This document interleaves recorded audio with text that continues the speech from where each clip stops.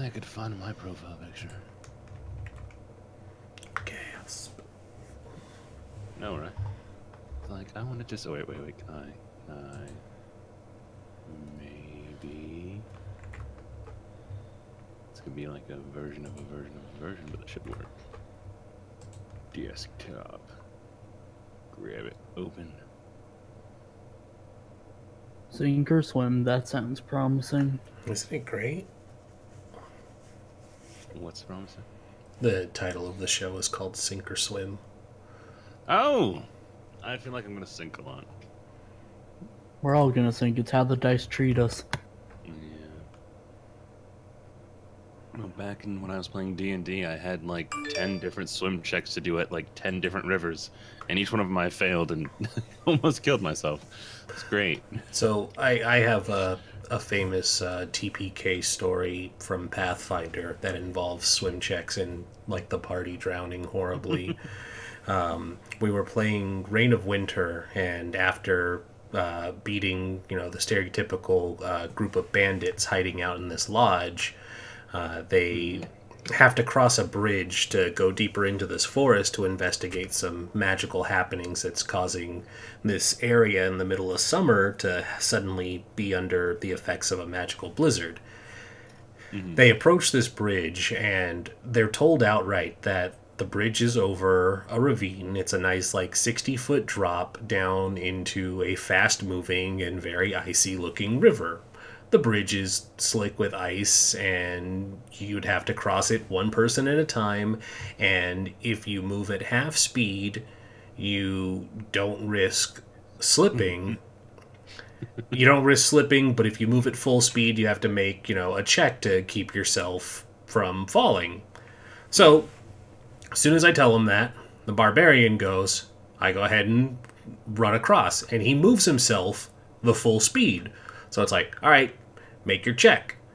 Makes his check, rolls bad, slips. Doesn't fall, but he slips. And now, when they start crossing, a combat encounter of a flying mephit creature pops up and engages them in combat. So it pops up, starts attacking the barbarian. Everybody rolls initiative. Immediately forget the instructions about moving at half speed so they don't slip. Combat starts. Next person runs across the bridge to go help the barbarian. Fails their check, slips and falls. So now there's 2 people down on the bridge. Third person runs in, slips, falls. Doesn't just fall, but fails spectacularly and falls off the bridge into the water. Barbarian gets up, tries to close the gap between him and the flying creature, slips, falls off the bridge, goes down. And it's like, there's 5 of them. Only the ranger, who's like, guys, the DM told us not to do this, is staying on the other side trying to shoot this thing down with their bow, as, everybody else is, basically Benny Hill slipping on this bridge for several rounds. All 4 of them, aside from the ranger, end up in this river, and because it's a freezing cold river, they have to start making checks to avoid the rapid hypothermia, as well as making their swim checks to stay above the water.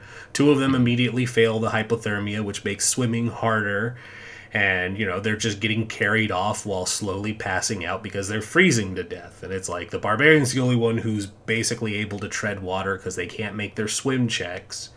And it's like, the monk drowns, the wizard drowns, and, by time, it's like the ranger can't do enough damage to this thing, and it's like, you know what, I'm just going to give up because everybody else is dead or dying, and there's no way we can get across. It's like, yeah, I think that's safe. We'll just call it here for the night.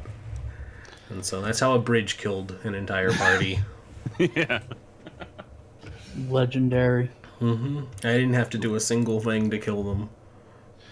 But if you want to talk about bad dice, ask Bryn about his rogue.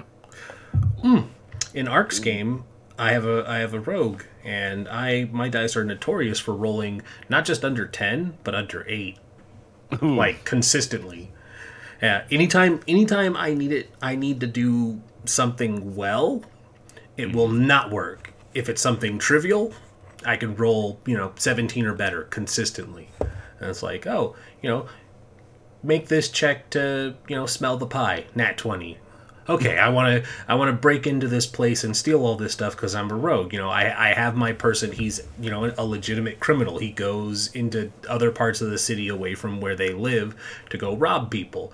And I think I spent some time skulking out a place, rolled really high to check the place out, find what places were easier to get into, and who I found a good mark with all these great checks, managed to sneak in, get to a safe. All right, now roll to pick the locks. Can't roll above a 5.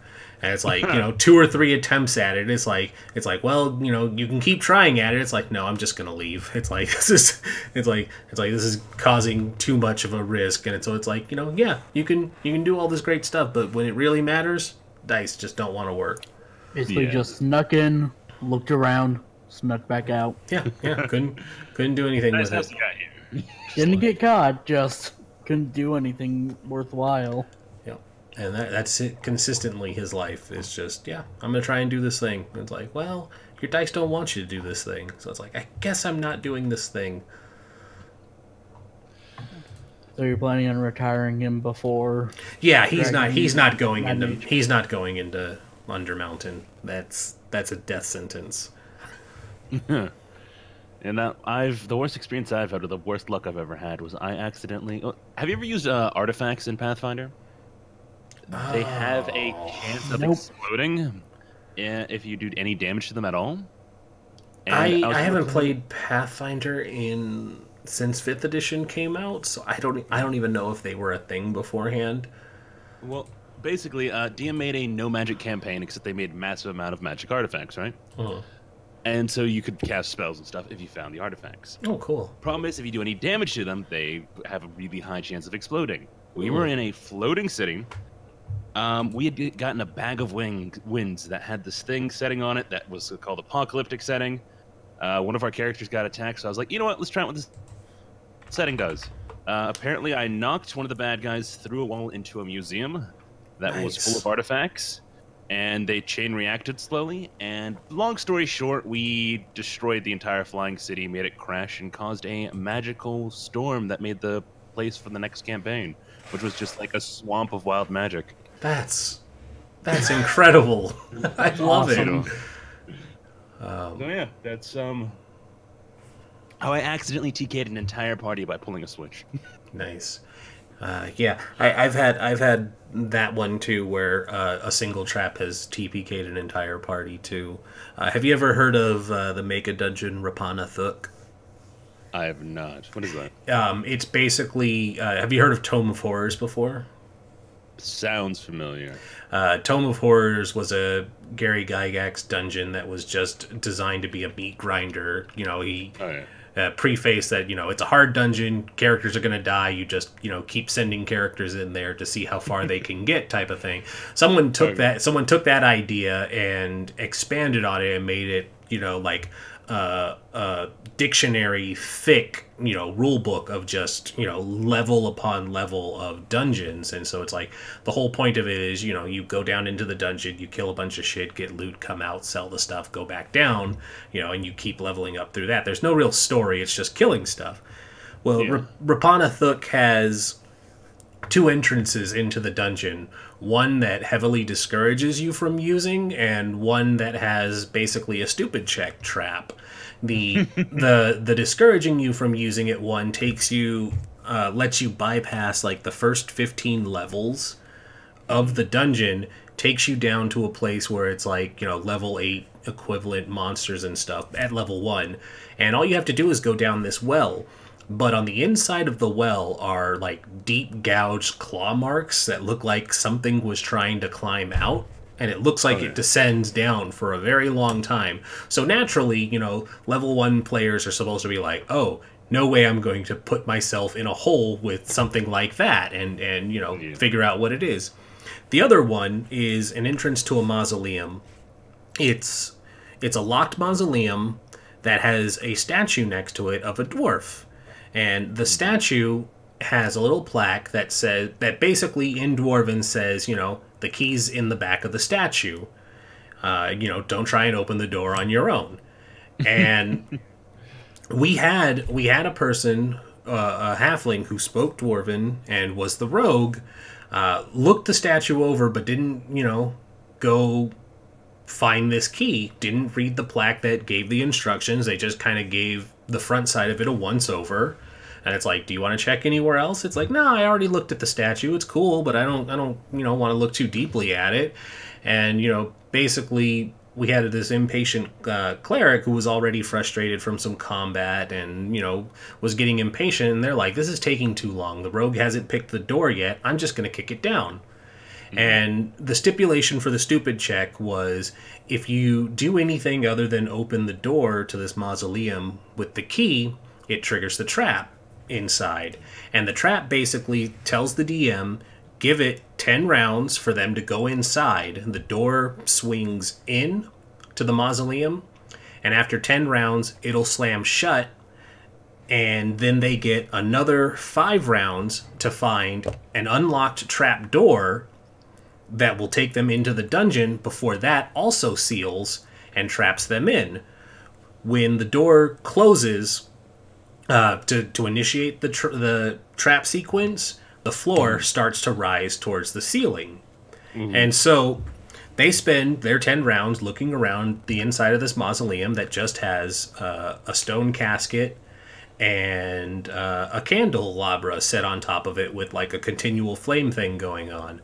So they spend all their time trying to figure out what's going on with this casket. They're like, the casket clearly is something, let's figure out what it is. Only thing inside of it is a skeleton that'll animate and try and slow them down a little bit, and sure enough it does, so they start spending time trying to fight that, and then I tell them the door slams, and the floor starts to rise.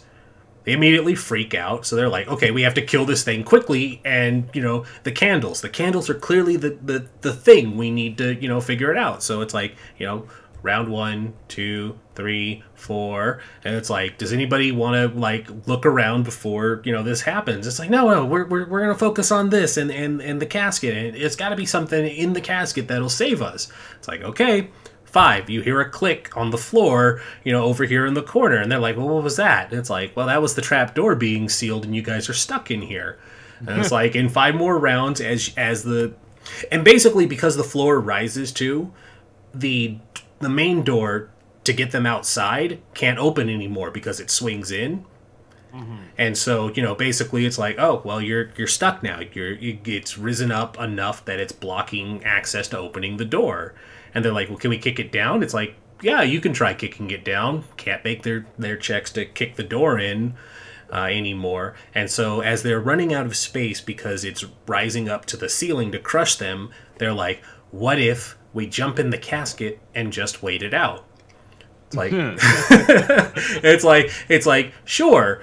In the rules, it says the people who dwell within the dungeon itself will occasionally come up and check to make sure no one triggered the trap, but they do it like once a month.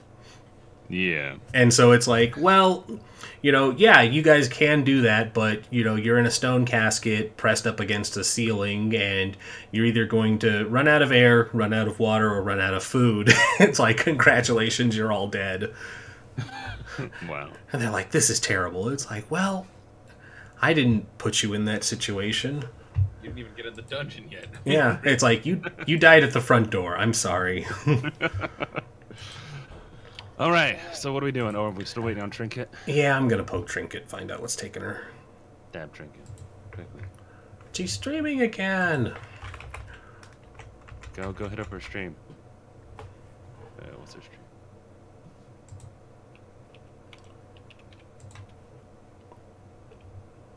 Everybody flood Trinket's stream and be like, hey!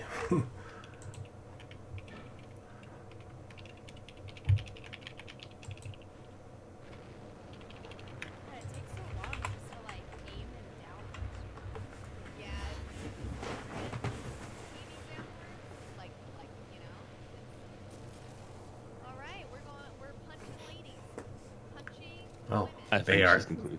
She's completely absorbed in this ideal of punching women, as she declared on her stream. Party Wipe Gaming does not condone punching women.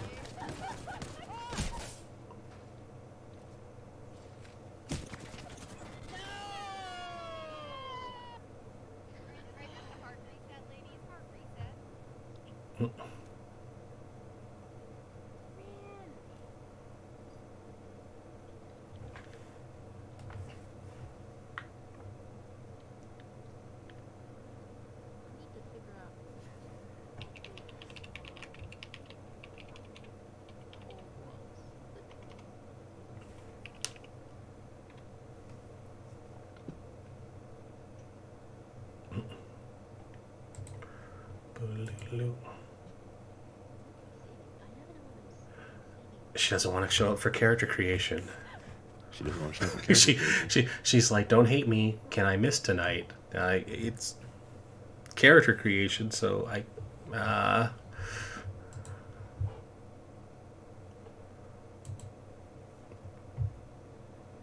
Alright, well, I guess we're rolling with 3 because the other person isn't responding to me either. Who's the other person? Outro. He's not even online. But he kind of gave like a 90% yes on being able to play, but hasn't really responded to any inquiries about playing. Well... All right. Hi guys, how you doing? This is... Well, let's get rolling, I guess. Go ahead and... How to make my alcoholic. Yeah. Yeah, it would be great. Raz and Frost. Yeah, it would be great if Frost would play. Frost, who's sitting in the stream chat. Hey, you should come join us, Frost. Not like you're doing any... I don't even know if he's actually doing something today. We love you, Frost. Let me check out the stream. Let me hear myself. Yeah, I hear your sweet dulcet tones. All right. Well, let me go ahead and pull up my stuff. How long have we been sitting here in stream and I've just been talking? About 17 minutes. Oh, cool. Yeah. I do my best to keep a schedule. I was like, I gotta get here, at this time and get my stuff going. Let's not look at my documents. Thanks, Word. All right, well, I'm just not making a character only for them to cause the apocalypse or something. Hasn't the apocalypse already happened? I mean... Well, that's not... Apocalypse isn't really the right word for it. So... It feels like a Stephen King book, honestly. Oh, it is. It's semi-dystopian. Yeah, so basically, Tales from the Loop and Things from the Flood, they made a game based on a guy called Simon Stalig's paintings, and basically he is known for drawing these weird landscape type paintings, very beautiful landscape stuff, but then there's like sci-fi elements snuck into them, so you'll have like this nice scenery backdrop and then just like a random robot in there. The intro to this game, the little picture, that I think that's one of his. Yeah, all like any visual stuff I'll use will largely be, the stuff based off of him and his source book, because he does like crazy good artwork. I love crazy good artwork. Yeah, and basically the premise behind it is in Sweden, because he's a Swedish artist. So basically they're like, yeah, you can play as either, these kids, kind of like Jesus. Goonies, or what's the Netflix one? Stranger Things. Yeah, you're basically playing Stranger Things in the original game that was called Tales from the Loop, but you're Goonies a la Stranger Things type kids growing up in the 80s, living in a town where this government science facility, basically has started putting out advanced technology. And because of the advanced technology, weird things happen around the town, and it's typical 80s sci-fi movie. The parents don't know what's going on type stuff, and the kids go and investigate it. We found ET, so ET's been living in the house for a week, but the mom doesn't realize because they throw a bed sheet over it, and they're like, it's the foreign exchange student type thing. Yeah. Things from the Flood basically continues that, but under the premise that an accident happens at the foundation, the science foundation, causing the they basically have a hadron collider that causes them to make all this awesome technology with the advancements they get from researching it. The two linked hadron colliders, the one in Sweden and then there's one in Nevada, that's getting relocated in our game to somewhere in the Northeast, just because I just chose a generic Northeast setting instead. The two are linked, and when an accident happens, it causes both of them to break down and cause massive flooding to the town. And so the flooding causes all kinds of other, awful things to start happening, and that's where it kind of gets that dark dystopian type thing. It's not so much that it's a huge dystopian for the whole world, but you're seeing you're just for the town. The town is the focus, really, but you're seeing the technology and stuff that was coming from it start to stagnate and stop being this bright sci-fi future that it's supposed to be. And so you couple that with the being a teenager where everything sucks and angsty 90s type stuff. So we're an all-American teenager though. Yeah, you're. I was thinking Swedish, but no. I thought about doing that, but I was gonna. It was like, it's a bit of a stretch for people to try and be Swedish the whole time. So I just put I can't do a Swedish accent very you well. don't want me to really try an accent. Yeah, so I just ported it over to being in America because it's just easier. Hey, Ren. Yes. What was Ashley's two last names again? I do not remember. I do not remember. The game that it I came remember from. one. I forget what her father's surname was. Yep, I do not remember. I did not keep it. The VODs are on YouTube if you want to check the backlog. In fact, I'll pull up the first video for you and you can look at it. But that's basically kind of like the short side of it. Yeah. Everything used to be great, and then it wasn't. Yeah, I mean, I read some of the lore in the book, and it's actually really cool. Yeah, and I would read a book based on the lore. Yeah, it'd make a cool book for that sort of thing. All right, here's episode 1. And Shay is playing a character who is being ported over from Tales from the Loop. So she has a kid who actually was in and survived. She has a kid. She played the characters. The characters are called kids in Tales from the Loop, and you're teens and it's kid with a capital K and T with a capital T. I don't know. She might have been a very troubled youth and had a child already. She could have been a very troubled youth. But she was playing one of the kids from our Tales from the Loop game. So she's carrying this kid over into becoming a teen, which is why she was asking, what her character's name was and stuff, because a lot of the kids decided that they didn't want to continue on, and so her character is going to be dealing with losing her initial clique and finding a new group of people, which will be you. Okay. Me. Yeah. And Ark was in a Christmas one-shot we did where they got to I tried to hit Krampus with a golf club. Yeah, they got to punch Krampus in the dick. You didn't let me, though. Had to roll for it, and I failed. Well, don't fail. Problem solved. Yeah, don't fail. Problem solved. So I did roll 5 successes on Shay during that one shot. So that was ridiculous. I'm trying to find my prep work, and of course I can't find it now, which kind of defeats the purpose of doing the prep work if it's not going to show up when I'm looking for it. That was me my entire life, especially for studying for tests. It's like, I remember studying for this, but I can't find the information. So, I'll pass it with a C. Yeah, where the hell did... Hey, C is passing. No, wait. Okay, there we go. I was watching Castlevania on my phone. Apparently, as soon as I opened it, I was like, "Hey, Castlevania's this good thing- though. I'm on the season 2, and is the season 2 a lot longer than season 1? It felt shorter.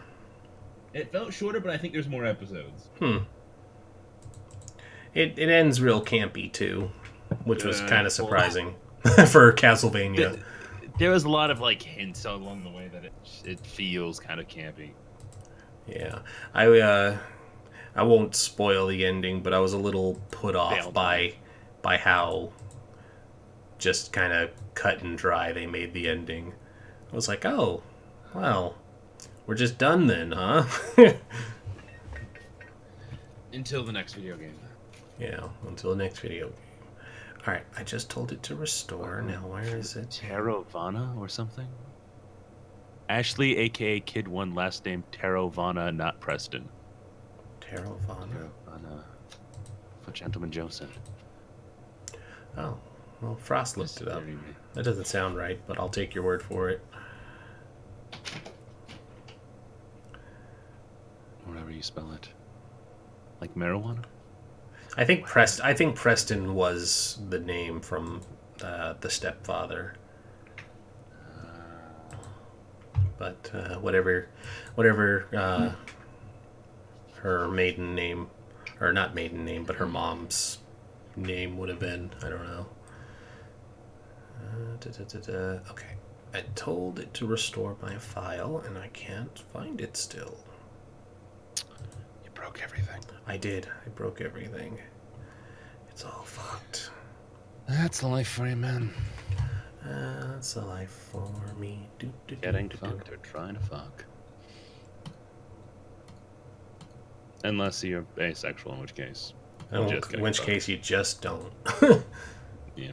As they strongly try to emphasize in BoJack Horseman. That was a real drawn-out plot thread. It was a drawn-out plot thread. I mean, I even have friends who were ace going through college and stuff, and really, that kind of overdone plot thread. Yeah. All right, cool. So I found it. I found my thing. Nice. Yeah. Did you break anything along the way? No, I should have, though. I should have broken everything. All right, so I did a little bit of... yeah, just the hearts. All right.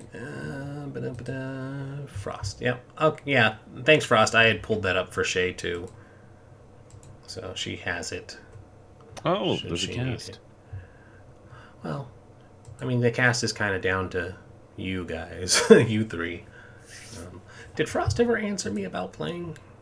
Frost, do you want to play? Frost, did he play? I learned my lesson.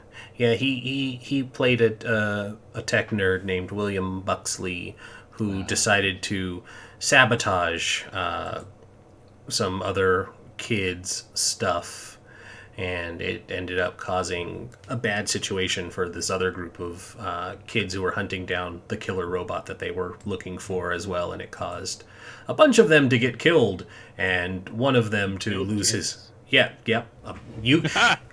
Everybody else in the game for Tales from the Loop is capable of being killed except for the player characters.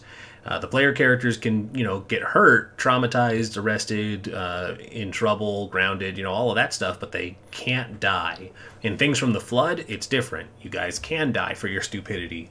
But yeah, William ended up triggering... or sabotaging this device that blew up while they were trying to hunt this killer robot down and bring it back to the science facility. And it ended up getting this other group of kids killed, and one of them lost an arm, and he got it replaced with a sweet robot arm. But at the end of the little series that we did, the kid with the robot arm, found out that he was the one who caused the thing to get all messed up and killed all his friends, and so he just punched him with the robot arm. Ooh. That's got to be a lot of force. Mm-hmm. Oh, yeah. That would Didn't be he Matt. also get whipped by Krampus in the Christmas one-shot? Yes. Yeah, Barry was punished by Krampus for things that we won't mention on a Christian stream.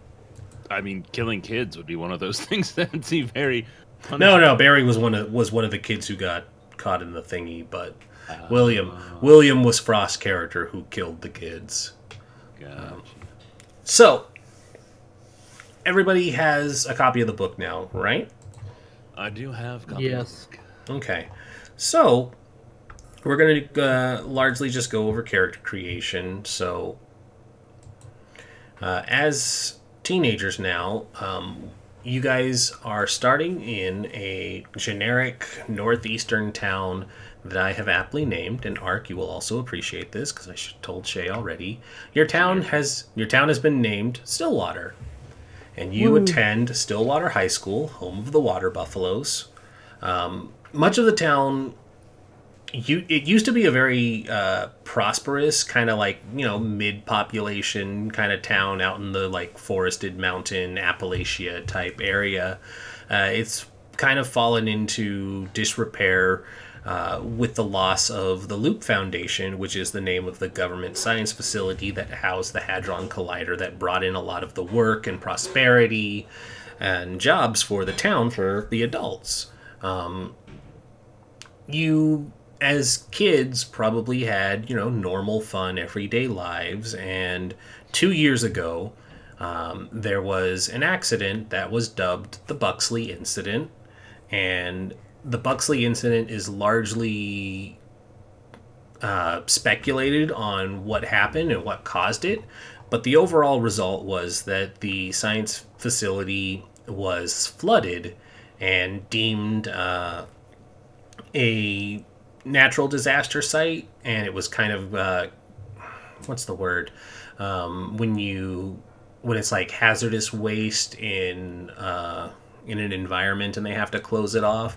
It was one of those because the waters in the area caused people to get sick, and it was largely unlivable, and it flooded about half the town to the point where they had to call in like the National Guard and evac people to a designated safe zone, but it largely displaced a number of people in the town to have to relocate. They lost homes, they lost, the lives they built, they lost their jobs. And in the 2 years since, the town really hasn't recovered.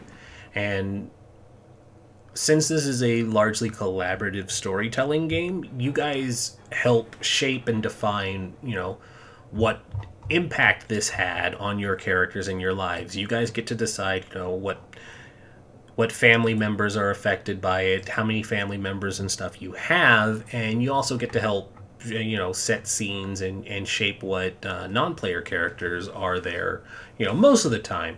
Largely as the storyteller, I get the final say, and I'll generally set up a framework of, you guys are heading to school and you're in history class, the teacher is such and such, who else is there with you, what are you guys doing? I'll usually preface it with like leading questions and then let you guys start to build on it, and then we play out a scene as it goes. And if there's things that are called trouble, which are, challenges that you guys need to make the rolls to do, you'll make certain rolls and need to get generally just one success in order for something to happen positively. And if it doesn't work out, you are able to kind of push yourself to re-roll and get better chances, but the old mechanic for Ark and Shay's sake of having luck is no longer there. Instead, you kind of have to roll with some of the failures, but you'll have your things that are called conditions. Conditions can let you re-roll, but you end up taking a cumulative -1 to rolls after that. So if you, try and push it, the situation can make you upset. So you describe how you try again, but in a more upset condition, or you're scared, or how it exhausted you, or how it injured you. And once you take all three, you just automatically are failing anything you're trying to do. In addition, every time you become broken, the new mechanic that got added is called scars. And scars basically represent when things really get bad and they start to add up. And scars are basically like the health pool now. You can have scars, and you can trigger scars once in the character's lifetime to automatically award yourself a success, but you can only do it once. And every time you gain a scar, you have to roll to see if the scar takes your character out of play. And scars are cumulative in that way. So if you have 2 scars, you have to roll a d6 to see if the character stays, and you basically have to roll a 2 or better. If you have 3, you have to roll a 3 or better. If you have 4, you roll 4 or better. If you roll 5, 5 or better. If you make it to 7, you pretty much are guaranteed out. Well, if you make, yeah, pretty much, yes. And if you roll under that number, they're gone. And gone can mean anything between the character dies, the character becomes injured, that they, die at the hospital. They're in like critical condition and they'll, be taken off to a hospital where they can't be in play anymore. They could just disappear, or they live but they're so traumatized that the parents move them out of town, or they just get arrested, and being arrested takes you out of play because you're sent off downstate to go serve out that sentence. So it's not necessarily a death sentence, but it removes the character from play. So situations are much more serious in this game. You can't just be like, well, I'm just gonna YOLO it because I know I can't die type situation.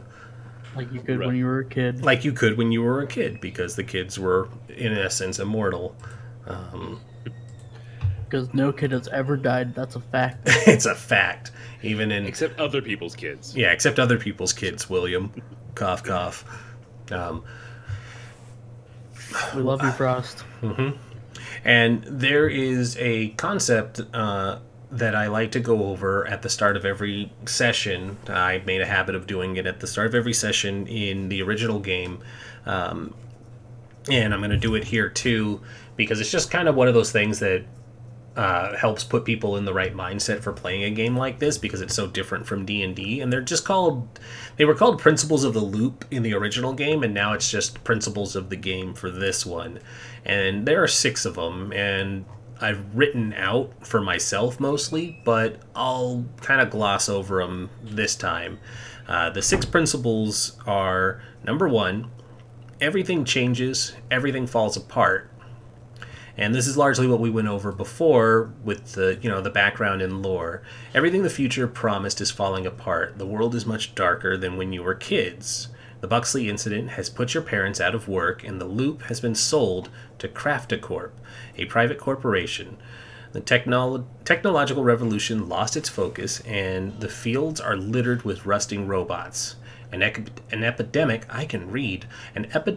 called machine cancer causes technology to act up and break down. No one believes in a brighter tomorrow anymore. Nothing is permanent in the teens' world. Relationships end, unlikely friendships blossom, and teachers fail to show up to class. Unemployed parents sink into depression and stop getting up in the mornings. The teens are forced to look after the household and their younger siblings. So it really just kind of prefaces that this is a much darker setting. Darker doesn't mean that we can't have fun. You're going to be teens. You're going to find, you're going to make your own. Yeah, this doesn't need to be a depressing game, but it's a much darker theme, and we're going to explore some dark avenues. And I know I have some players who don't like accepting that sometimes there are dark sides as well as light sides, but this game's going to explore a few darker elements to it, but I'll sprinkle in some reprieve and niceties in there too. The second principle is, of course, everyday life is full of demands, boredom, and conflict. This replaced the, everyday life is ordinary and blah, blah, blah, blah, blah. Regardless of us playing a game, it's not like D&D where you're adventurers and you don't have, responsibilities and things to do. You're still average, ordinary teenagers. You still have the same teenager problems. You have to worry about the boyfriend or girlfriend. You got to get your homework done, your parents' impossible expectations of, you going to college, and all of that stuff still applies to playing these teenagers. You probably have a bully, or you need to worry about, a sports team in the sports ball events, that sort of thing. Number 3, the mysteries are exciting but dangerous, and only you can stop them. We went over this as well. Out there beyond your everyday lives, the world is changing, and new people and creatures are coming to town. You yearn for freedom and new experiences, but it won't come without a price. This basically is, you have mysteries are the plots of the game and the things that are going on around the world or around the town that will largely be focusing on. These are the things that the teens will be getting up to, and we're going to be trying a different method from what is suggested in Tales from the Loop. It's a new thing that they added where it's more of a sandboxy type a thing, instead of we just focusing on one mystery like we had done in the Halloween series. I'll give you guys rumors. Sorry, I had to burp. Give you guys rumors about, happenings going on all over the town, and you guys are free to kind of pursue anything that interests you as a group. And basically what that means is, instead of just one weird thing happening at a time, there could be, anywhere from 1 to, 5 things happening all at once, and they'll still be progressing all at the same time, but we'll only focus on the ones you care to pay attention to. And then the other one will come back and murder our family. Probably.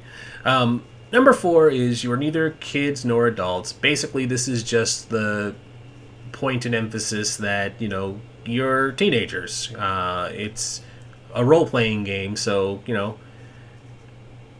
dial in those memories of growing up as a teenager, or if you're Ark, just think about how you were yesterday because you're a teenager. You have to deal with the hormones, the crushes, all of that stuff, but you're not kids anymore. You're not safe and able to depend on your parents anymore because you want to be an adult, but you're constantly reminded that you're not an adult and you can't legally drink and you probably can't drive, and blah, blah, blah, blah, blah. All the, awful things that come with being right in that middle ground. You're not an adult, you can't handle doing all the stuff, but you're not a kid anymore where you could be in blissful ignorance either. Number 5, the game is played scene by scene. And the way this works is kind of like what I touched on earlier, but it plays out largely like a movie. The stuff that happens in between isn't really important. If you guys decide you're going to go investigate something at the library, we don't need to cover you guys walking from your houses to the library. The scene will just transition to being at the library so that we're always focused on what's going on instead of, weighing it down with, travel time like you would get in Dungeons and Dragons and stuff. There's no random encounters.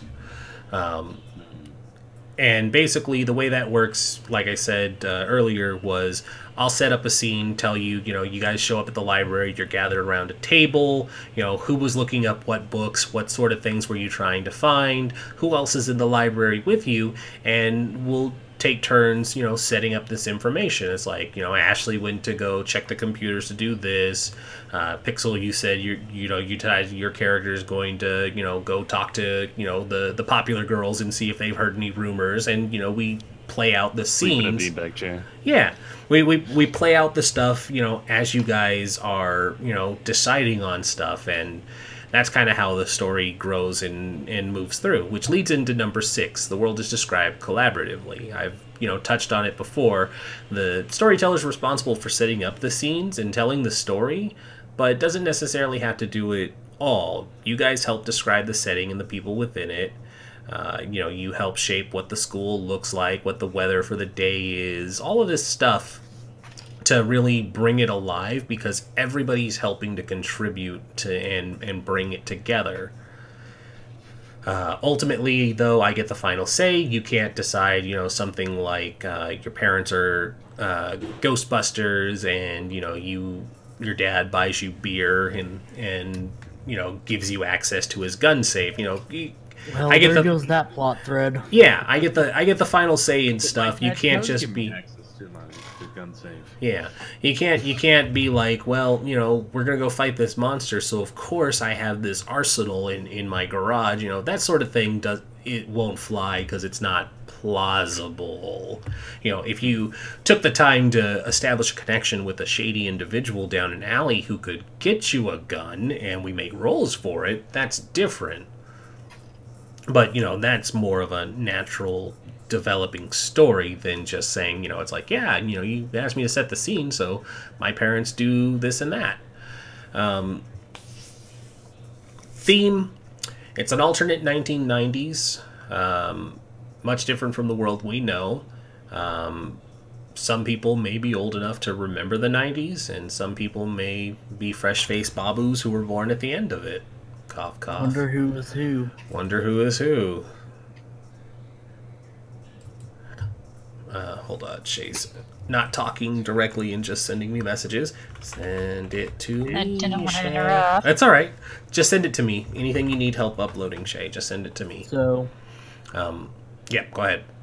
You should just yell at him. I may need help with the new Midwest Eastern school because I grew up in California. I only know what California schools look like. I mean, that's fair. They're large. I've grown up in both. They're largely the same, except a lot of the outdoor stuff is Yeah, my contained school to was indoor. very open. Yeah, We don't go outside. yeah. I've gone to Outside's middle. illegal. I've been to middle schools and high schools in San Diego. They are very outdoors. Yeah, basically, West Coast schools. You take all of those buildings that are jam packed into one big block, and you just spread them out. Yeah. It's crazy. You actually get to see the sun. I know. Up in Northeast, we're all in one big building, and you get in trouble for leaving the building at any point in time. Oh yeah, you can't Even the leave the gym is done inside. It's like, yo, you might run around a track 4 times, then you're going back inside to a gymnasium. Mhm. Yeah, it was kind of weird that you weren't even allowed to, like, you know, the older kids weren't allowed to go get in their cars and go get lunch somewhere. You had to stay. Yeah. Well, it's That like- ended. Technically, we were supposed to stay, but no one actually took that seriously. Yeah, nobody ever takes that seriously. Well, we got truant officers sent out after us if we left during. We lunch. didn't have truant officers. Yeah. We had, like, the principal. Nice. That was about it. Teachers didn't care. Yep. And really the only other main thing I needed to touch on was what was it? Now I'm trying to think. The themes and back onto the themes and just general role play things. For like people's comfort levels and stuff, I generally know how Shay and Ark feel, but Pixel, I kind of got a bead on your own personality just from hanging out with you long enough. Any of the my like classic introduction. yeah, but I mean, you're playing the party animal too, so any kind of like adult humor, adult conversation, adult situations, we don't shy away from them, but we also don't expect people to act them out. If anything happens, it'll largely be fade to black because No it's, hardcore erotic RP. I got it. yeah.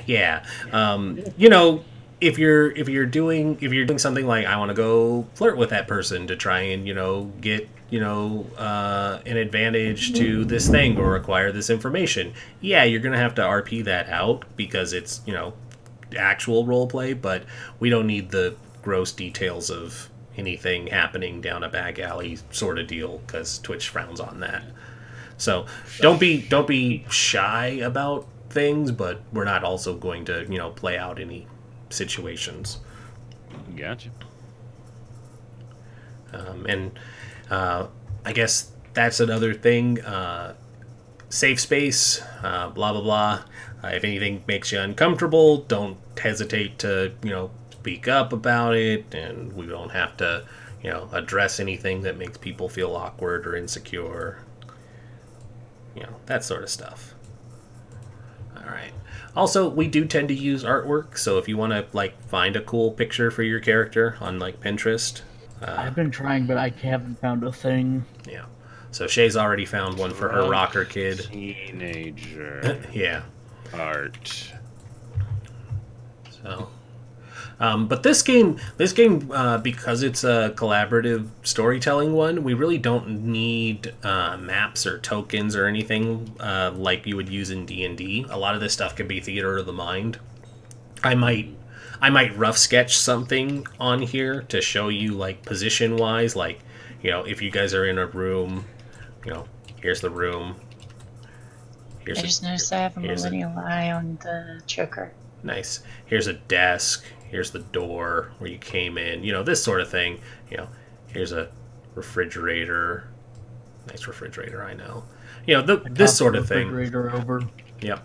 I could do, you know, something like this, but we generally don't need the maps or positioning because a lot of the stuff is just handled with simple rolls. Otherwise, if you guys are good and want to get started, that works perfectly. Oh, did you already find one? Awesome. Yeah. Yeah. And so I have not. And so, on your sheet, you can. Have you worked with Roll20 before? I guess that should brief it. With Roll20. All right. So, a lot of the information is going to be in our journal tabs, which is the newspaper there in the top right. If you click that over, it'll take you over to a new thing, and it's going to list sections for handouts and characters. And under characters, I've got one for each of you. Just click the one that's for Pixel in the top right. For that, when it pops up a new window, just click Edit. If you find a picture, just download it, drop it into the one labeled. How do I join the group? Oh, you're not in it. Yeah. Oh, okay. I pinned that as well. So if you just follow that link, it'll take you to it. Into the flood and It's the one. oh. Yeah, it's the one listed room link. Expect me to look all the way up on a page. I know, how dare. Effort. Okay, I'm on. Yep, so you should be able to join that. All right, so like I said, just find in the top right there the little newspaper that's labeled Journal. Just click that.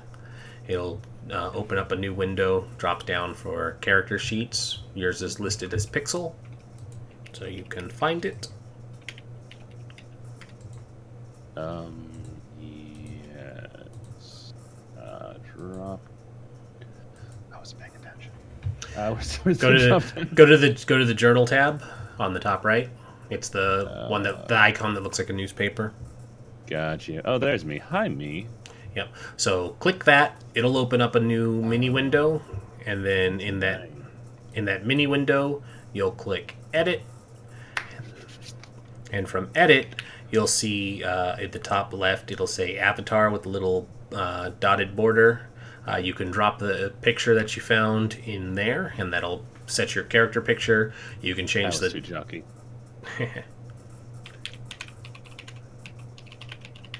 You can change the name. Once you're done, just tell it save changes.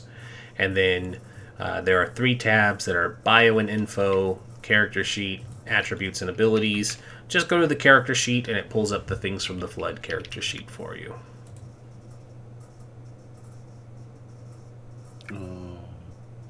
You already found it. Looks like you're filling in stuff. Cool. Yes. Okay. And if I have like full-on family backstory, is that just anchor stuff or? Each of those do different things. So, Okay, gotcha. let me find. So, the way each of those are described is your iconic item is a special item that you keep with you. It'll give you a +2 bonus on any roll whenever you need to make it. So, like, if, say, as the party animal, you have a hip flask, as something. Yes. You can say that, the hip flask gives you a bonus to charm.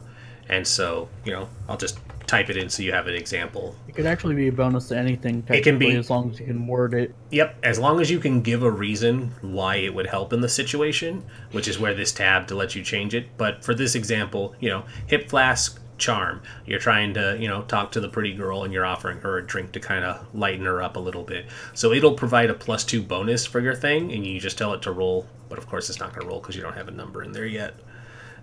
So put 1 in charm and 1 in heart. So you tell it to roll, and then it'll roll. And so, your +2 from your hip flask, you have 2 from having heart and from charm. And so it shows, if you mouse over it where the 1 is, it'll show you all of the dice you rolled that need to be over 6, because you need to roll a 6 in order to have a success. And so you can see that you rolled a 1, a 5, a 4, and a 6. So getting that 6 means that your attempt to charm the person succeeded. And every success over 1 causes additional beneficial things to happen. If, say, you just try and roll and you don't succeed, what the fuck, dice? Don't succeed. There we go. You get nothing. Basically that means a failure, and I kind of describe, what happens when you don't succeed. The person, gets offended, doesn't, respond well to you trying to hit on them or something. And so you can be like, well, I'm gonna do... Actually, I don't think you get rerolls in this anymore, except for being like, well, pushing with the condition. So it's like, so if you, where are they? There we go. Conditions. So, it's like, oh, she didn't respond well to your flirtation, so she slaps you. And so it makes you upset. So being upset, you'll get another, you can re-roll, but it's like, well, now you're pissed off. And so, you get a little more schmarmy with her, and you instead of being charming, you antagonize it, but you'll still do the same roll. And, well, okay. And then just like 1d6. Yeah, you just roll a d6 to re-roll it, and if you succeed, great. If not, then the scene moves on. But you still have that upset condition until you can spend time with whatever your anchor is, because your anchor is what recenters you and kind of calms you back down and fixes those things. Yeah, so the way anchor is described, and it's on page 63, all teens have an anchor, a person that you can go to for support, comfort, and care. It can be a friend, a parent, a teacher, or a neighbor. It cannot be another teen. If you suffer from, and teen is capitalized, so it can't be another player, but it can be an NPC. If you suffer from one or more condition, you can spend a scene with your anchor and heal all conditions. You must allow the anchor to take care of you, and there must be physical or mental closeness between you. The GM is not allowed to put you in trouble in this scene. If you put yourself in trouble while spending time with your anchor, you don't heal any condition. So basically, like if you say, your mom's your anchor, so you go spend some time cooking dinner with your mom. So a scene will play out of the two of you talking about your problems, and that'll cause your conditions to go away. Okay. So yeah, anchor is a person. What else is there? Shame. Shame is a neat one, because shame is one of those where if shame comes up, it gives you a free reroll as well that you can use during any of the sessions. Every teen has a shame, something that makes you feel weak, weird, or worthless. Your shame may be well known to the group, or a tightly guarded secret. The GM can use your shame to put you in trouble by setting up a scene that highlights or activates it. You'll be teased in the locker room if you're overweight. Your friend will challenge you to dive from the highest cliff, even though they know you're scared of heights. Your teacher reads your essay, poorly worded and full of spelling mistakes, aloud in front of the whole class. Your shame is a tool to use in getting to know your teen. Shames and problems can be intertwined, and your shame may very well turn into a problem, but they can also have nothing to do with each other. You may change your shame between mysteries. Once per mystery, you may use your shame to add an automatic success, which is a 6, to the die roll, even if you already rolled the dice and scored no 6s, or if you rolled at least 1 6 but want to improve your result further. You may be able to explain how you must be able to explain how your shame helps in the situation. If you play a multi-session mystery or adventure landscape, you may use your shame for an automatic success once per session, which is what we're doing. We're doing the adventure landscape. So once per session, if you trigger how your shame can help in the situation, you're entitled to an automatic success. So, shame can be, anything from like, I'm fat, I don't, I'm poor, the shame. It's the thing you're ashamed of about yourself. So can family be the shame? Yeah, but I would probably elaborate it a little more. Like, yeah, we'll have like if your shame is like your dad's the town drunk, like Randy from South Park being drunk and fighting other dads on the baseball field would be like, that point of shame that I could use against you because, drunk dad is, the thing. So it's like, yeah, here's your drunk dad causing you shame. Let's see, what else is there? Problem. Did we cover problem already? I don't think so. I don't think so either. All teens have a problem, which you may keep to yourself or told to the others. The problem is part of everyday life, something that worries you. During the game, the GM will use your problem to put you in trouble. And like I said, trouble is just challenging situations that turn up in the game. It's more or less the equivalent to D&D combat. It's, the scenarios that put you in danger or cause issues for you guys during scenes. Every scene won't necessarily have a problem, but I can spring problems on you guys at any time. During the game, GM will use your problem to put you in trouble. If you solve the problem, you must pick a new one before the next session. So problems can be like the bully wants to fight you after school, because that would segue right into trouble, where the trouble would be having to fight him at 3 o'clock under the bleachers. Drive is your reason for exposing yourself to danger and difficult situations in the course of trying to deal with the mysteries together with your friends. It helps you understand your teen and makes it easier to take on a new mystery. No matter what, teens' drives force them to investigate and stop the dangers around them. You may change your drive between mysteries. And I do believe that each of the character types give examples for all of these too. So if you're having trouble thinking of them, you don't have to pick one of these, but you can look at them for inspiration. So like the drive for party animal is stuff like I want to be the center of attention. That's your drive for going out into the adventures. It's like, well, if nobody else is going to do it, I'm going to do it because I'm awesome. And I don't want to let anyone down. So same thing. It's like, well, I have to do it because, these chumps are depending on me. Gotcha.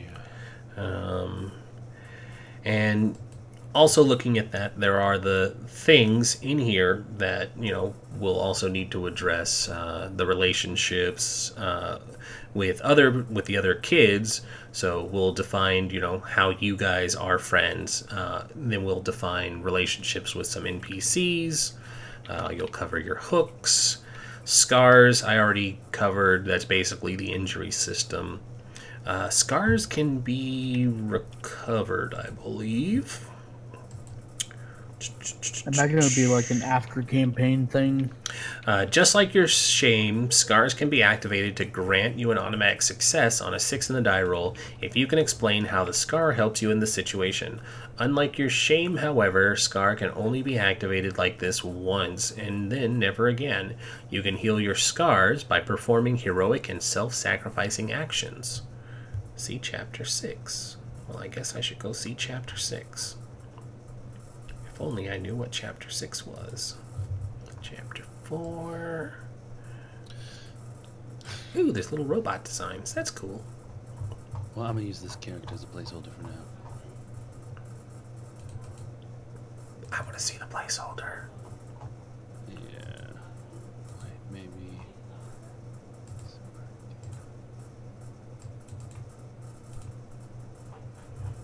It's not the exact style I want to go for because I want to be more party, but it works. Matt Weissman.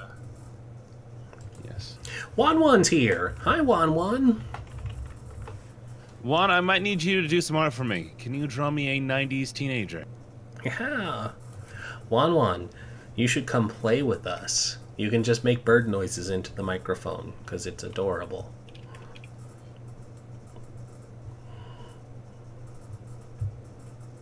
Shame she can't talk. Yeah. Well, she said she was going to start soon.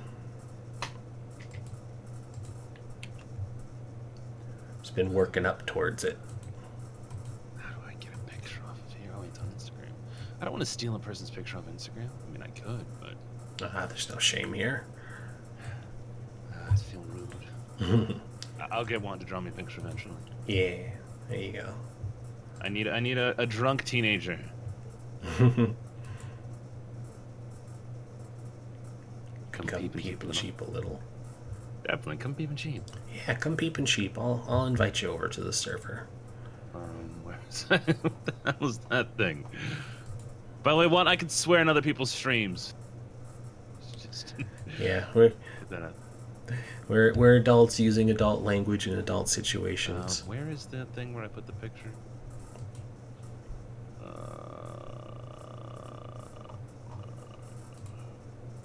Wan's here, Hello, Juan.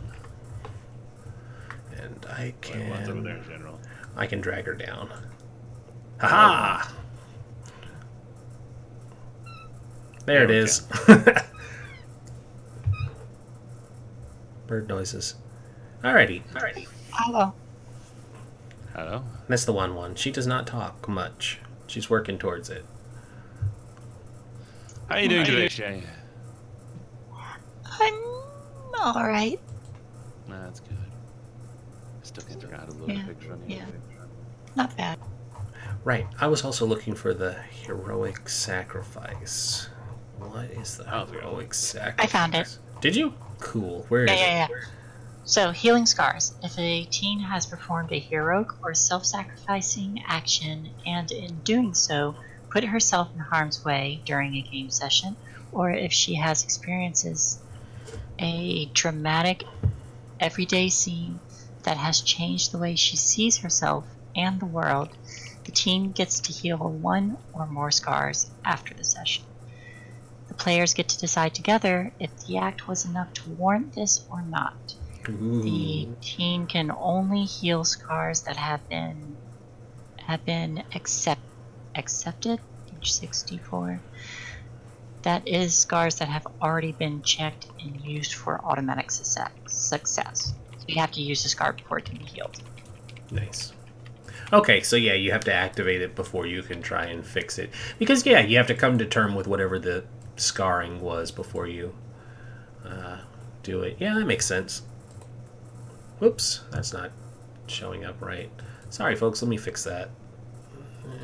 Broke everything already. No, I was trying to Stop pull the breaking things. Come on. PDF in front of the thing, but it's not fitting on the overlay. Professionalism. Professionalism. It has to be perfect every time. Yes. That's why I don't stream. Oh wait. What am I looking Well, for? It would help if my delay wasn't taking so long. What am I talking about? I can look at it in real time. OBS. You can look at it on OBS. Oh wait. No. I found the perfect character. Yes. He looks beautiful. Great placeholder. I have a better one. Alright, there we go.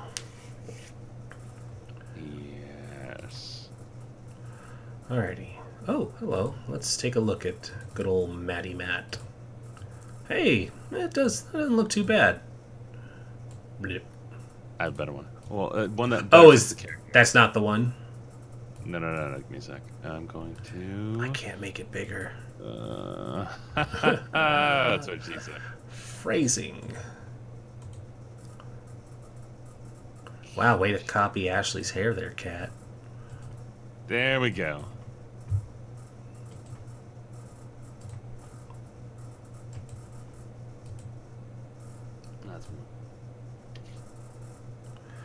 bathroom. Messing everything up today. Did the bird leave? Did she? She did. She popped out. Oh. No. Okay, gotta head off of disc for now, but I will do the lurking. Ah, well, okay. That's fine, 1-1. Thanks for stopping in, giving us the chirps. The chirps. Alright. So I'll drop this one in.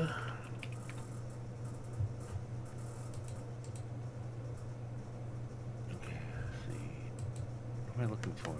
Right, I'm looking for the manual again. Self. Manual. Hello, manual. Hello, darkness, my old friend. Whoops, there was a problem loading more pages. Yeah, bite me. Oh, I can't open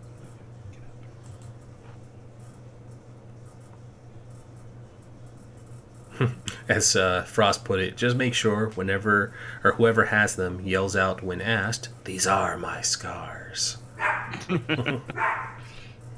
Hello, dog. Yeah, Ghost dog. Ghost dog. She likes to be noisy. She's the smallest of the 3 dogs, and she's the loudest. But doesn't that figure? Ren, do you have the VOD of the Christmas one shot? No. They did not record well. It was... No. Yeah.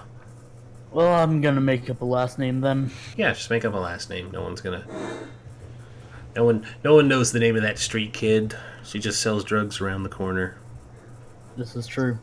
Selling drunks around the corner. She's the street kid. She's the troublemaker. Yep. She's an actual troublemaker, unlike the troublemaker from our Tales from the Loop game, who was just a misunderstood gardener. I mean, hey, the Didn't- first thing of note I really did was push Shay's character into a locker. That's fair. You were an asshole. Yay, assholes! Yes, Yes. I accept this. But just remember that this is a game where you guys are supposed to it's like each funny. other. My character knows your weakness now. Who Hey. says I have the same weakness? I know all your weaknesses. You've had 5 years yes, I had to. 5 You've had years 5 ago. years to grow up. I've had 5 years to study her. Oh shit. While you were selling drugs, she was mastering the blade. Something like that. Where's the weeb category? I would say that's probably hacker. Come on, load the stupid manual so I can actually see the stuff. Wait, here we go. And whoops, there's a problem loading more pages. Download. I wasn't really sure why they put in party animal, raver, and rocker though. What else do you do as a teenager? Party animal gets drunk. Rocker straight up is like metal club, and raver would be techno music. I suppose. Because we, as 90 kids, established ourselves as different categories like that.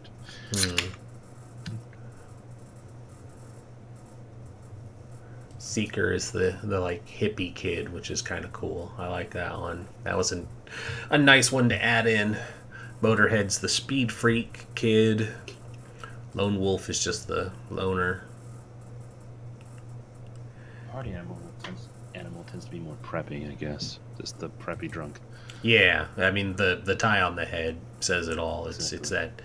It's those high school kids who just go get drunk on the weekend.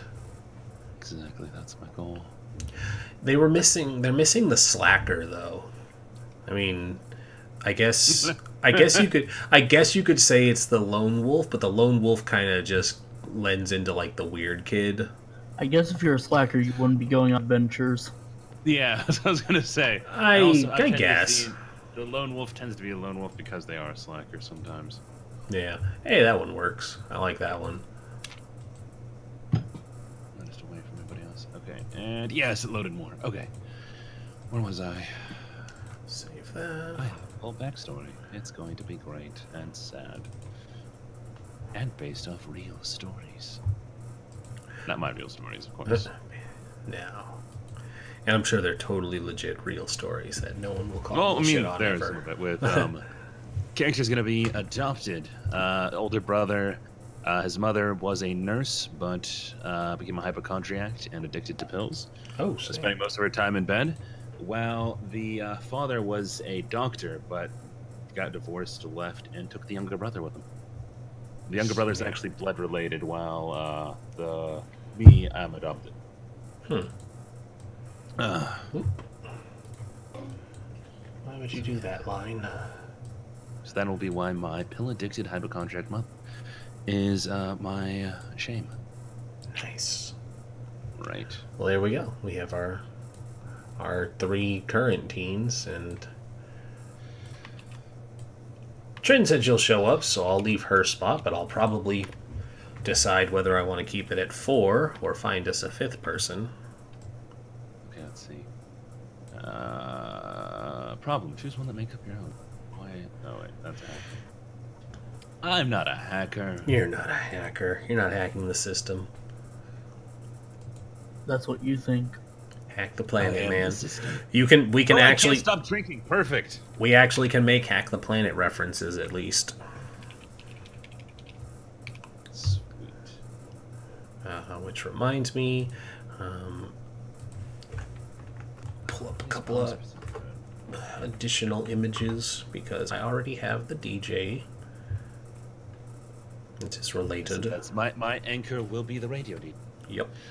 Yep, you work alongside them and y'all's is chums. The chummy chums.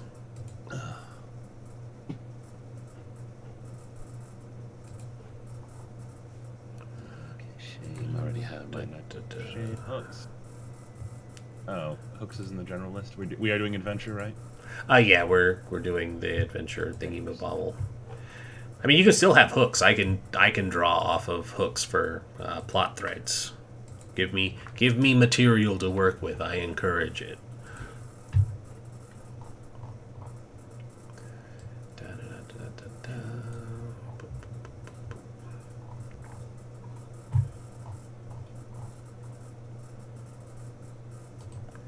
Copy. Pastel. Go with the standard drive. Am I allowed to change drive?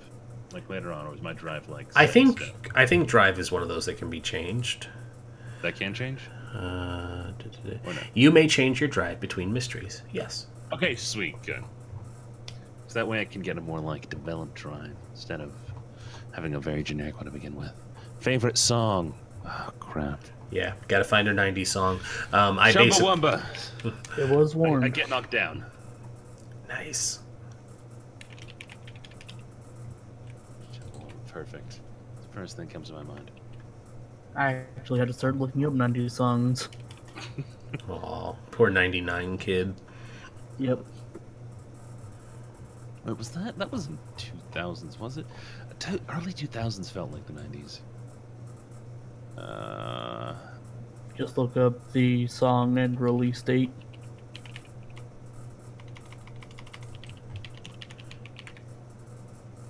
$1997. Yes. This takes place in 95. No! It does take place in 95, I'm sorry. Okay, fine. I'm sorry.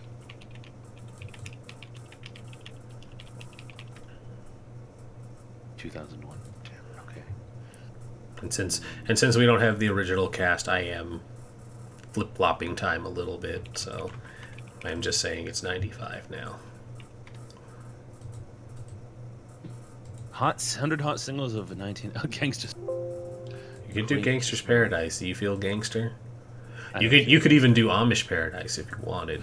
Bombastic. Yes. From Shaggy. Nice. Mr. Bombastic. It's gonna be fantastic. All right, I'm happy with this. Let me see. 8-bit. June 5th, 1995. Perfect.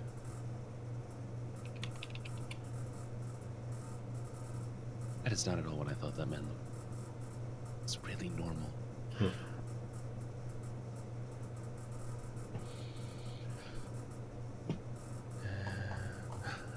Like the typical names.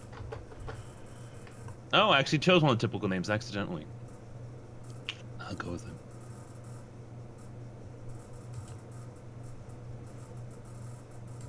Okay, and stats. What's the stats page? To how to fill out the stats? On the sheet itself, No, on the documentation. in the That way I book, can actually just... go to attributes. Sweet. And under attributes, it'll tell you you have 15 points to allocate into 14. I 14 believe. points. 14, You're excuse wrong. me. 14, that number just next to it. Yeah, you can distribute How into dare your you get attributes that wrong? no less than 1 and no more than 5 per attribute. And of course, your type also suggests which ones you should focus on, but of course, it's not necessary because those are your key skills, so those are the ones you're good at. Is there a suggestion, like which ones you should go for your character? Yeah, the key skills, because those are the ones you'll. Not attributes, not. Oh, skills. sorry. Well, you have to take into consideration So what look at key skills. what skills those play off of. So Yeah, like for Street Kid, the skills are force, sneak, and investigate, and 2 of those are body. yeah. So Okay, so you want to emphasize having a good body if you're going to be having force and sneak. But you don't want to neglect on it and be like, well, I'm the kid who has to do all the force and sneaking, but I'm not good at it. But Contact. party animal, yeah, you have move, contact, and lead. So contact and lead are both heart, and move is body. So I'm gonna be fast. Yeah.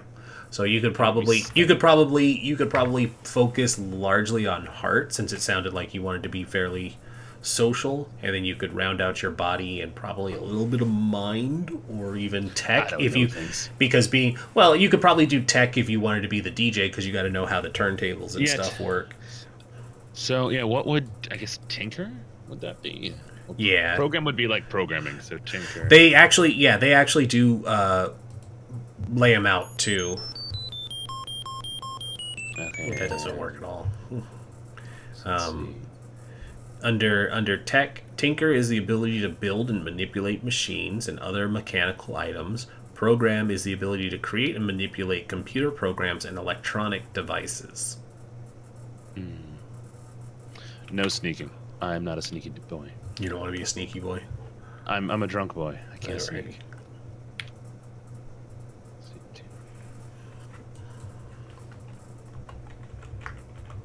Well, is it better to be rounded in this kind of thing, or is it?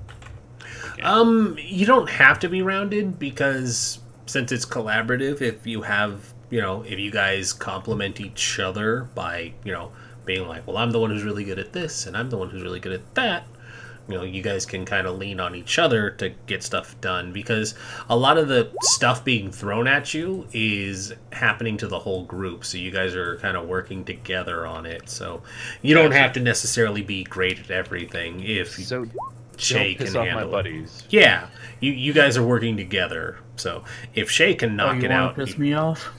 Not yet. Not Fancy yet. contact. You never know. It might be like cool for the story. I gotta make the best. Just remember, I'm very good at beating people up. You say that until you roll. Hey, look at that one success. I did see that one success. 78, 79. There we go. Okay. Charm, heart, the ability to charm, lie, befriend, and people do what you want. As always, the GM decides possible to achieve. Cool. Lead, the ability to lead, right? Make your friends work together. Okay, yeah, I guess I have to be the glue, right? The ability to know the right person and get in touch with her. I like that. Shay, you're awfully quiet. Just falling asleep. Yeah. You okay? Yeah. Okay. I guess I I'm just have trying to. to find. I'm trying to find a better picture because it's Oh, yeah. similar to the one that. You don't want to blue hair, black haired. God, I think I used to date her. No, I had that chosen out like months ago, and then now this one's out. I'll No. change. No, it's fine. Well, one of you should change. I don't like it.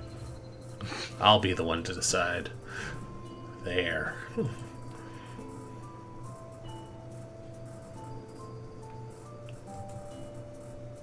You know what? Both of you change. Blue hair is banned.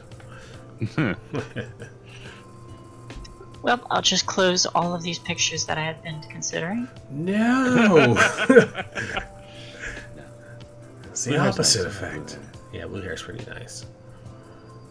I always used to want to have like ice blue tips in the 90s. But That'd be I never kind of did that. cool. What I about don't- for me now? I don't- work I don't- for a children's hospital. I don't have the hair for it. Mine's just... I always keep mine short, and it curls naturally. But it doesn't fro as nice as Ferocious does. Mine would if I let it grow out that long. Okay, move force. Ability to lift heavy things. Drinking makes me strong. It's your spinach. Do I want more than lead or charm? I guess charm would be good. I'll hit on a lot of people. There we go. 3 there, so 2, 6, 9, 10, 11, 13.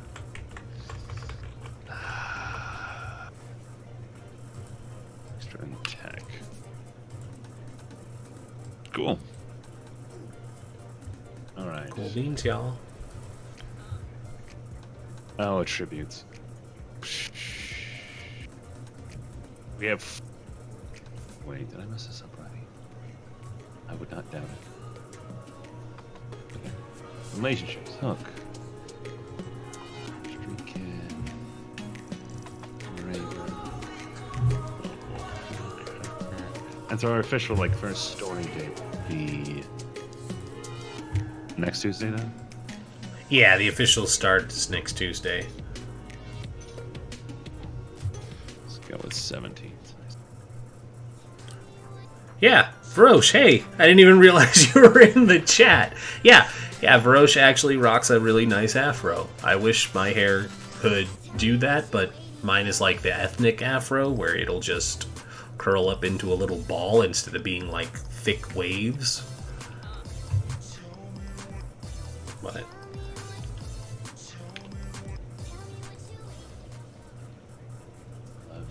doesn't really work with wanting to dye hair.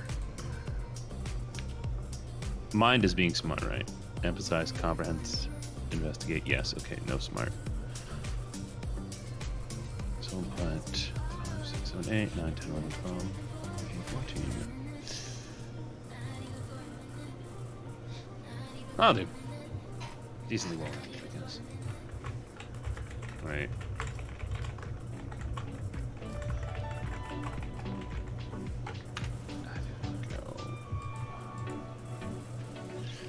One more body. Yeah, that'll do.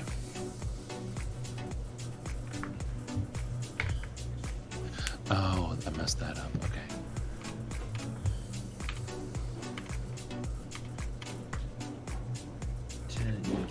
Lemongitis is rating us with a party of 2. Hello, Lemongitis. Thank you for stopping by. Hello.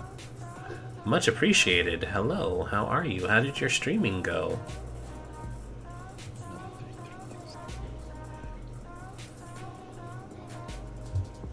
Oh, so you can only set one. Okay, so my main ones I have to. Cool. Okay. So put 3 there. 2 there. 2 there. 5, 6, 7, 8, 9, 10. There we go.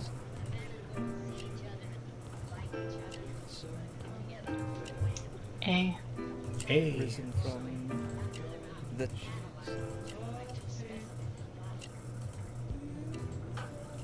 A? I was gonna say I probably have a A? You said A.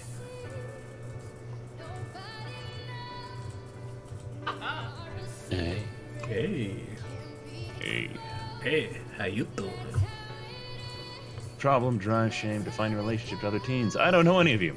Define your relationship. Well, that's what we're here for, though. You guys gotta figure out what your bonds and stuff are. But I'll start posing that stuff once you guys start having a little more padded out about yourselves. I think I'm good. Okay. Ark, how you doing on yours? I'll move this over again. Mostly done. Okay, cool. Trying to find another artwork though. I'm browsing some stuff too. Ort. I know Lemon. You know Lemon? But- Yeah, Lemon's from over on my stuff. Oh, I talk to him awesome. once in a while. I posted like, hey, I'm gonna be on this other person's stream, so come check it out. Sweet. Well, welcome, Lemongitis, from Hanging Out with Pixel. You are fabulous, and we love you. I love me too. Like Motorhead pictures. It's always an option to take the character artwork with the book. It's probably feasible. It's doable.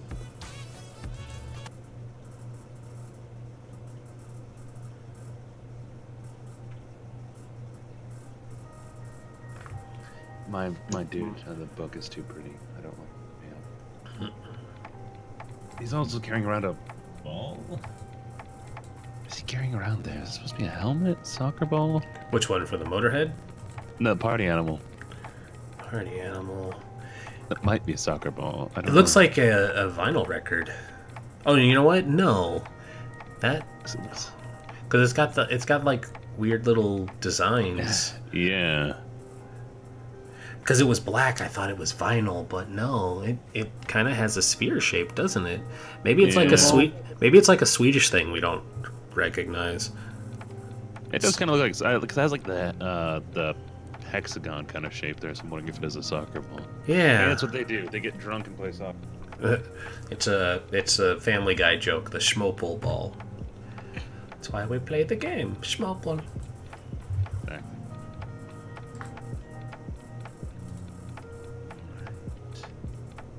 All these great references we can't make because they're not out yet. Jingle, jangle, jangle. I mean, it's alternate. I don't know. It's alternate, yeah. Seth nice. Seth MacFarlane just made Family Guy a few years early. I like it. Technology progressed, so he made a cartoon.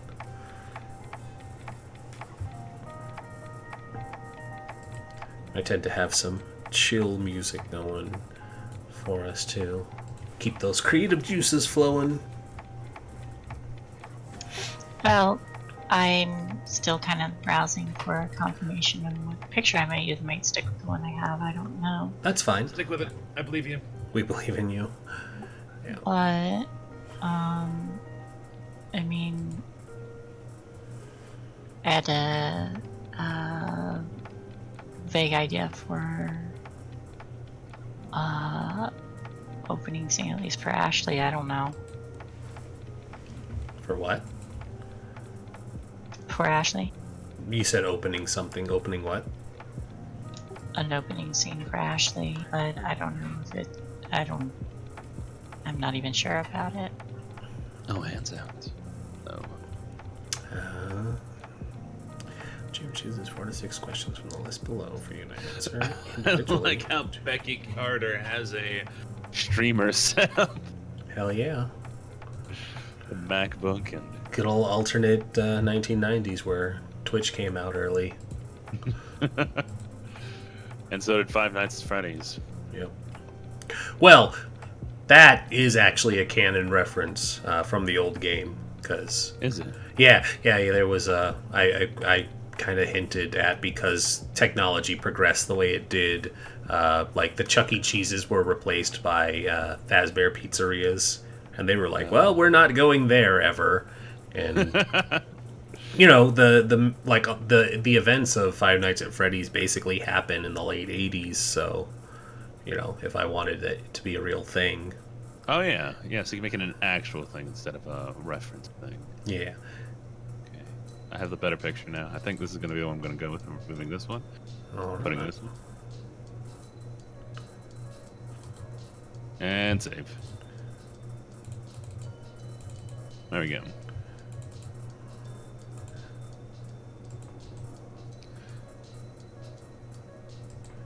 Got a little more deets.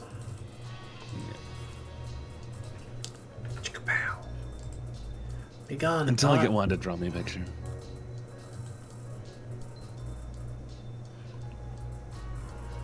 That girl is a good artist. Yeah. She does some great arts. Shay is also a talented artist. Are you, Shay? I'm an okay artist. She is modest. Like any good artist.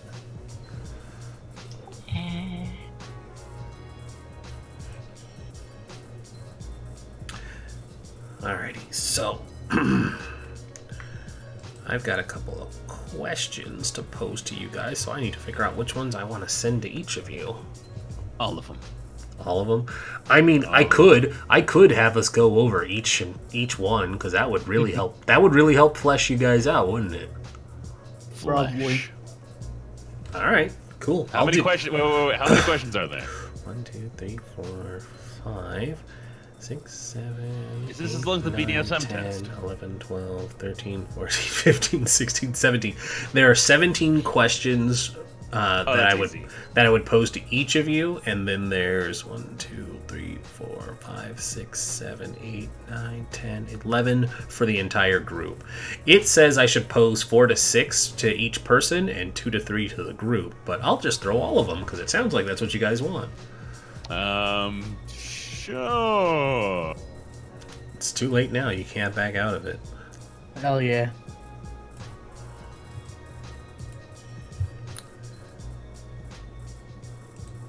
Let's do it. We're gonna learn all your dark secrets. Plot twist. My dark secrets. I have no secrets. You are your scars. Just one giant scar.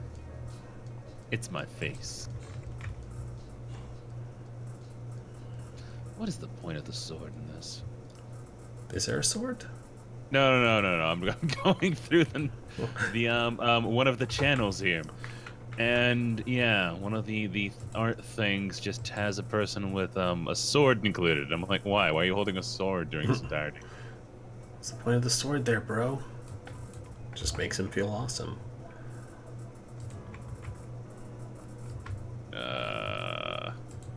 No, this one. Why is she holding a sword? Seems like it's getting in the way.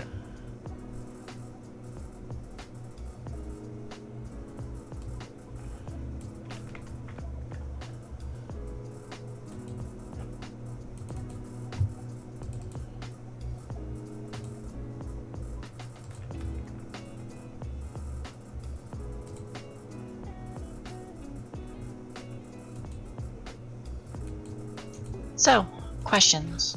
Questions? Are you ready to start? I can multitask. Alrighty. Well, then I'll go down one person at a time. Not it. I vote Pixel goes first. There is a GM only spot. That's awesome. I'll go ahead and put these down there then. Alrighty, so question number 1 for Ashley. In what way has your problem gone from bad to worse lately?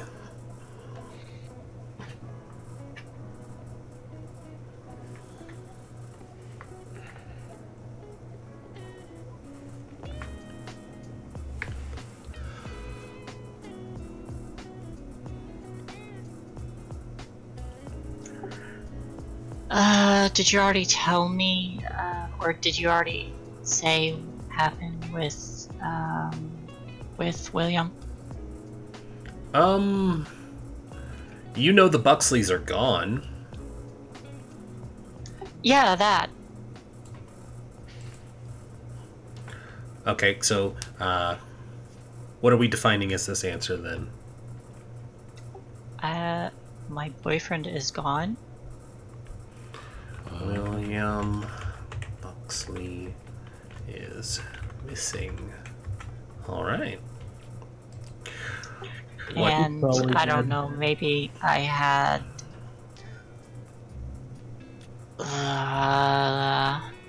Is William going missing your problem?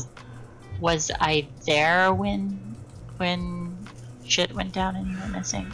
Were you there when shit went down and the Buxleys went missing? Yes. Okay. Then yeah, like this is the part of the collaborative thing. If you wanted your character to be there, and it's a lot easier for you especially to define, since you have a character who's, you know, transitioning from Tales from the Loop, where, you know, you have more definitive answers about that. You can absolutely expand on it as you see fit, because this is collaborative. If you want to help shape what the Buxley incident was, and what happened, and when it happened, and where you were when it happened, it's entirely okay. Well, okay. All right. So, in what ways has your problem gone from bad to worse lately? William Buxley is missing. So how has that gone from bad to worse? Like, let's round that out a little more. It's more or less gone from decent to horrible. You just skipped the bad part, it just went straight to worse. So it's bad from worse because the boyfriend has up and disappeared. Yes. Okay. What do your parents do for work? Let's see. Jack was a security guard for the Loot Foundation, so now he's probably still working to help clean up and manage. We'll keep in mind the Loop Foundation is closed, and they have been sold to a new corporation. Yeah, okay, so he's probably working for the new corporation to get stuff. Because I imagine that someone who worked for securities still needed. Okay. I mean, shit, he was head of security, so yeah. Alright, and mother?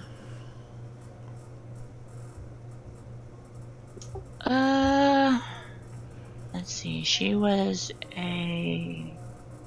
Let's see, I had her as like a nurse or a doctor before. So those are still all these skills I need, so she's still probably working.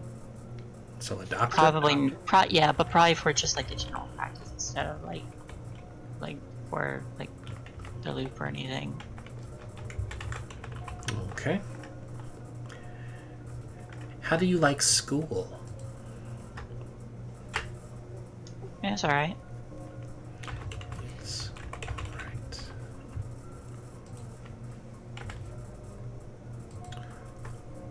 Are you a virgin? Yes, finger quotes. Yes. Finger No. quotes. Finger quotes. No, I fucking banged my boyfriend. I mean, yes. That does segue into the next one. How did you lose your virginity? I'm sorry, you cut out. How did you lose your virginity? Yes. Yes. I'm gonna go ahead and put what I know as the answer.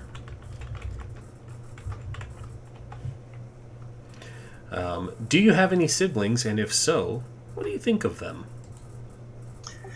Hayden is my stepsister, and yeah, they're pretty cool. I can get along with them better than I used to.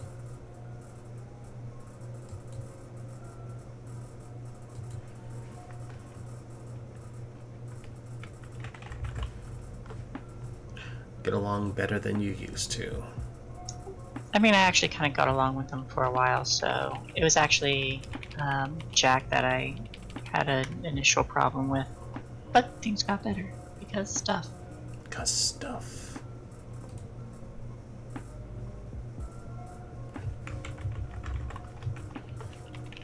That's what you meant. Yeah, balance. Yeah. but really though, not really. It just seems. All right. Continue. Sorry. Got better. What? It's something, Bart. What does your room look like?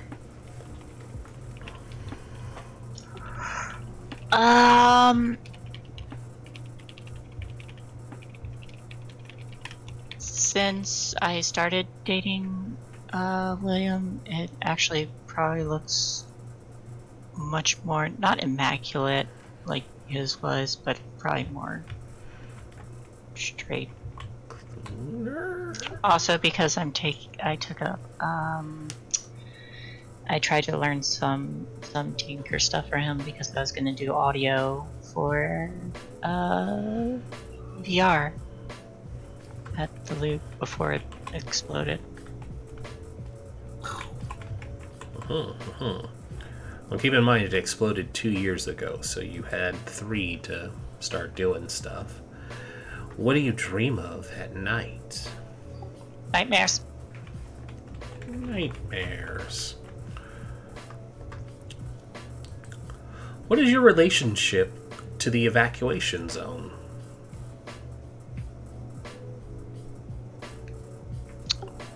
The evacuation zone being the quarantined area around the loop that claimed half the town. So it's literally the flooded area of town.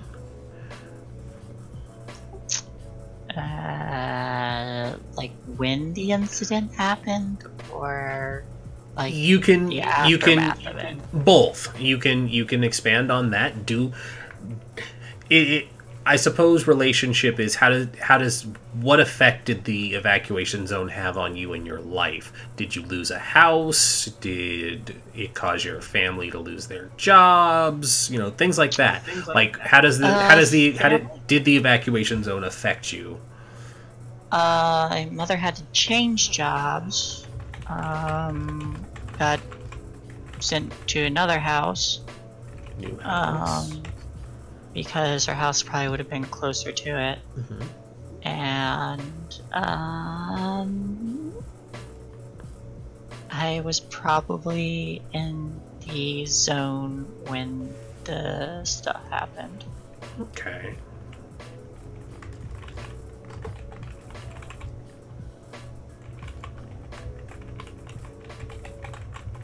In the zone when the incident happened. Who are you attracted to?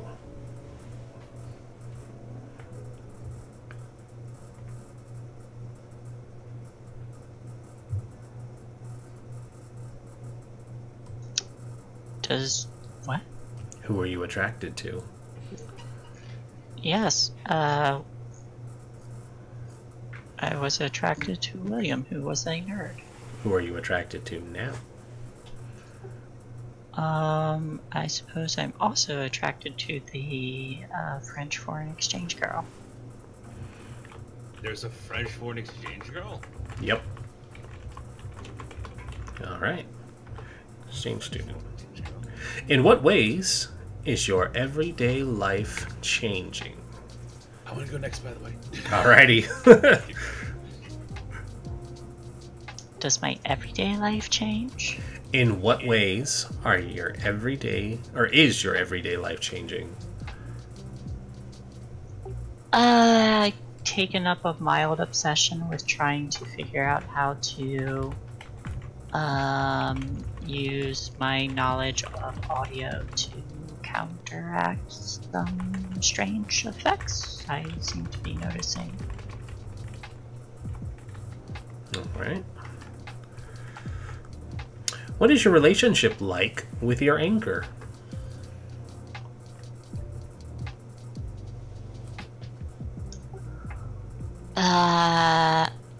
I go to visit them on a pretty much daily basis.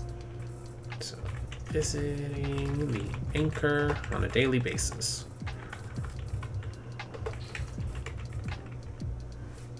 because I love them. Okie dokie. What do you want to do when you move out of your parents' house?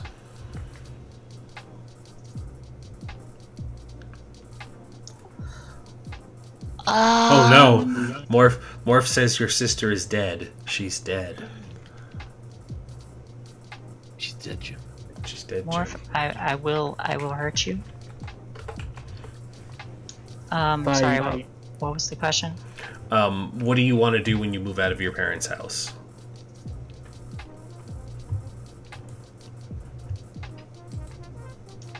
I mean, the idea was to start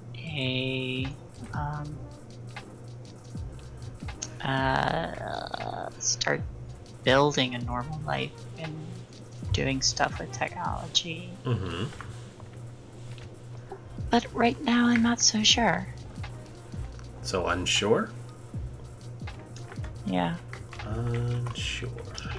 Or like, what do I want to do as a job? What do you want to do when you move out of your parents' house? That could be anything. Job It could be or any. Yeah, it could be anything you want to answer it as. So, all of that, what I said, and I was studying the audio for VR stuff. Yeah. Alrighty. Here's a good one. What is your experience with robots?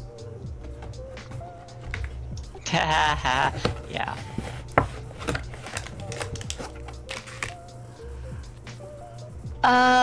Nearly got chased around and killed by one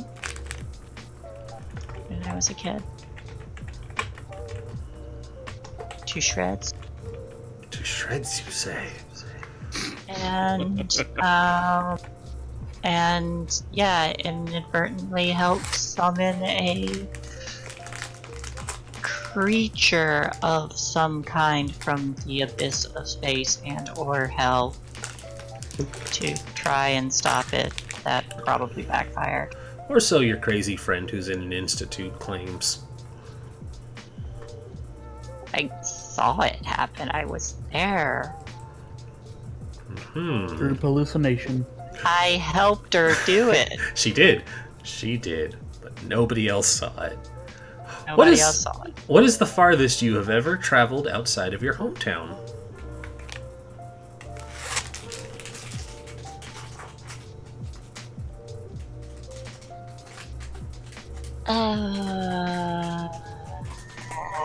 Been to Costa Rica.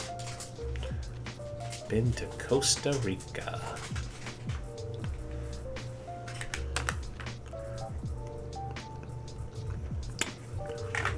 How are you affected by your shame? I feel like it's all my fault.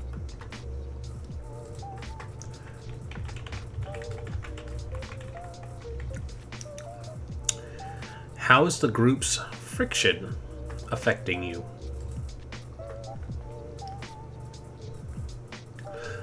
We'll put a pin in that one. I don't think we've had a chance to establish what the group's friction is. I have ideas. Well, it prompted me to learn their weaknesses. You said your mother's a doctor, right? Yes. Cool. What it says, though, on page 66, decide together what causes friction in the group at the moment. You can change friction between sessions. All teens in the group have the same friction, but it affects you all differently. One of you may be its focal point, while someone else tries to resolve that issue. Choose from the list below or make up a new one, and then proceed to work out the details. Who is in love with whom, and why is that causing tension? Who has stolen from whom, and what was stolen? Connect the friction to the relationships you have within the group. When you create your group, you can start with a relatively mild friction, as more serious issues risk tearing the group apart. The basis of your friction might be positive, but still lead to conflict. Friction themes tend to be love, sexuality, rivalry, unfair behavior, malice, misunderstandings, theft, cowardice, fear, weakness, or crime.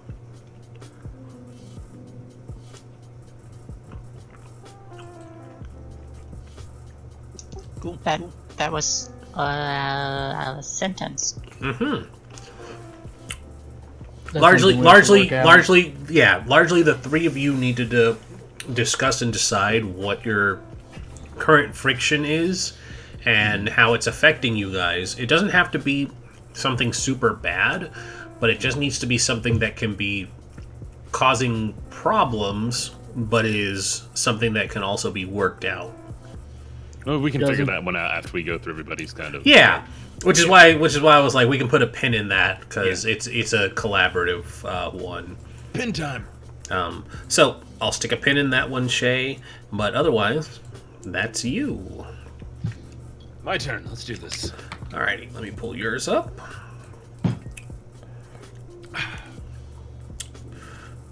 I'm gonna transfer this down. All right. So, Matt Weissman, in what way has your problem gone from bad to worse lately? Mother started off just as a slight hypochondriac, worrying about being sick all the time. Once the divorce occurred, that just got worse. She started doing more drugs, all prescribed, because she always can convince the doctor to give her more. And with her spending more and more time in bed, giving me less attention, and not even taking care of the home, it has just made being at home kind of unbearable. Thus, I spend most of my time outside of the home, and yeah. Alright.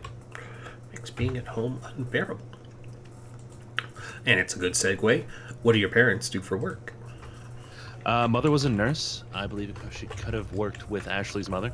But once of having a slight, tiny injury, she used as an excuse to get onto disability and used that to pay for any pills or food that she wanted. Father was a military doctor. That's how they met. Mother's nurse. He's a doctor. And moved away once they divorced and took my younger brother with him. I always felt that because I'm adopted and he's not, my younger brother, that my younger brother was given better preference, and that's why I got abandoned. Oof. How do you like school? Don't really pay attention to it. Back of the classroom. Might be listening to music on the Walkman. Have my legs kicked up on the desk, and generally get thrown out of class all the time because not paying attention. Class clown, goof off. Pretty much, yeah. Alright. Are you a virgin? I will claim I'm not, but I 100% am. 100% is. So we will skip over how did you lose your virginity, but let's be honest, it was probably going to be the librarian. I try to claim I had a drunk night with this popular girl, but yeah, no, never happened. And she will vehemently deny that anything happened. Ooh, I'm gonna make a note of that. Night with popular girl. She firmly denies. Cool. That may come up, because that is good fuel. You touched on this already. Do you have siblings? And if so, what do you think of them? I do love my younger brother. I'd always wanted to take care of him and teach him stuff, but I always felt like he got preferential treatment and that he was more looked out over. So I'm also kind of a little bit jealous of him for being the actual born son instead of the adopted one. Mm-hmm. Though, if he ever came back and it was just him, with me and him ourselves away from the parents and stuff, I always treat him as nicely as I can, and I do try to be that loving older brother. Trying to teach him what I like, kind of thing. Show him how to pick up girls, that whole thing. Yeah. What does your room look like? Pretty messy. There's a pile of clothes on the floor. Got a little bit of a loft bed that I've put, a normal bed that I put up on shelves. Underneath the bed, on the shelves, is all the CDs. Anything that I'd like to play on the radio, music I'd like to listen to. And a few pieces of equipment, just audio equipment that I brought back from the radio station, just to mess with and try to figure out. And yeah, that's about it. It's pretty messy though. Oh, porno mags. I do have a few nudie mags that I did find along the road that were all built up, messed up. They're hidden underneath my mattress, though my mom just come out of her room in the first place to find them. So. The 90s. Finding nudie mags on the side of a road. Those were golden days. What do you dream of at night? Nothing. I drink a lot, and thus I don't really have any dreams. Drink too That'll much be to a- dream. Yes. Alrighty. What is your relationship to the evacuation zone? Well, my mother would have also lost her with it. We would have had a property in the area, but we're now moved right onto the outskirts of town due to that. Our house is kind of up on a hill, so it's going to be all, like, beat up. No one really wants to go out there. I would also have lost, I believe, my favorite music store. It's a place that might still have some CDs, so I might go back there and try to see what I can find. Aha. That is a nice plot hook. Making a note of that. Who are you attracted to? Same person as my, my rock, my, The DJ? anchor. Yes. I'll have I believe I would have I see her as a motherly figure since my other mom is so distant, but also have a strange attraction to her because she's kind of taking care of me. So kind of Oedipus complex. Like, Hmm.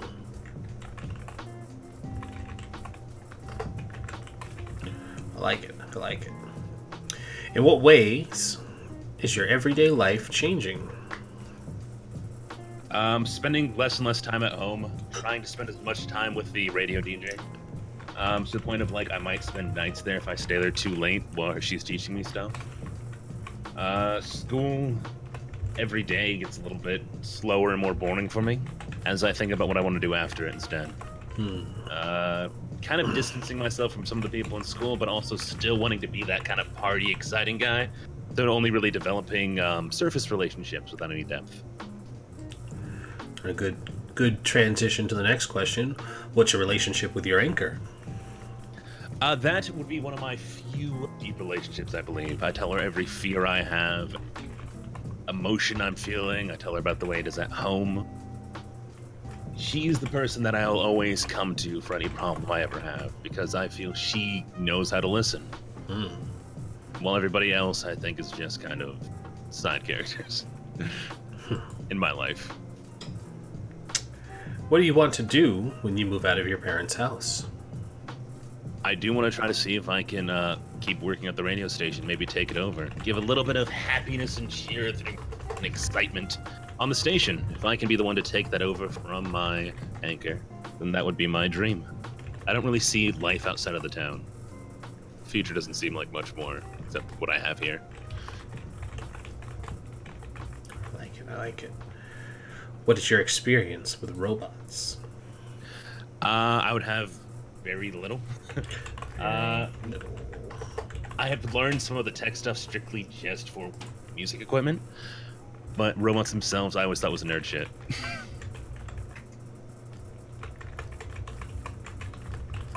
Doesn't mean I still can't tinker with one, but... Just haven't really done it. What's No. the farthest you have ever traveled outside of your hometown? I'm gonna say... we're up north, right? Yeah.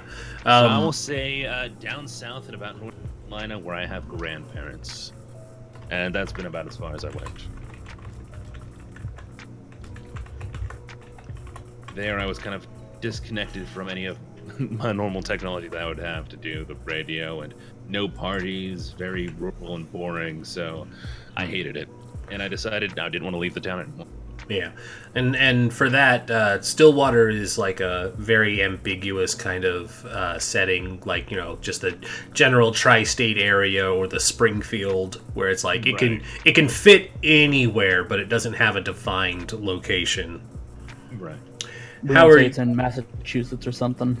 It can be anywhere. It's just somewhere in the Northeast. It can snow. There's a lot of pine forests and enough for there to be like lakes and places for it to be flooded consistently, as it is now. How are you affected by your shame? Well, first off, worse living condition. So having to spend more and more time away from. I know people know about her drug habit, and I know the way she is, and so I always avoid conversation about it. If there's ever like a parent-teacher conference, I'd be like, "Yeah, my mom's still sick, so she can't come in," and any chance I can get to avoid introducing anybody to her. So it's always going to be like on the back of my mind as something that I need to avoid. Something that needs to be done but can't really handle. Yeah.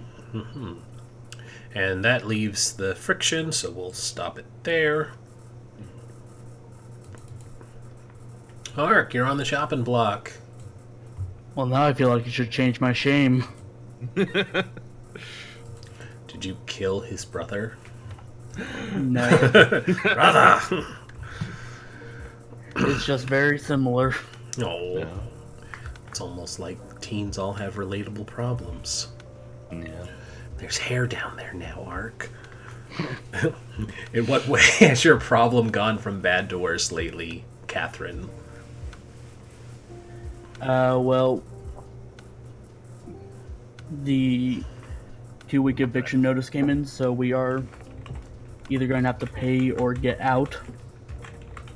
So that's becoming the crux of the issue, getting the money to actually pay.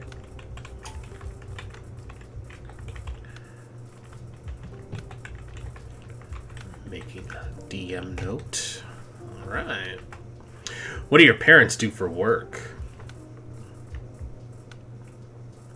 My dad probably would have been a lower level worker at the Loop Foundation, and he probably died during the outbreak that happened there. Oof. Alright. Mother?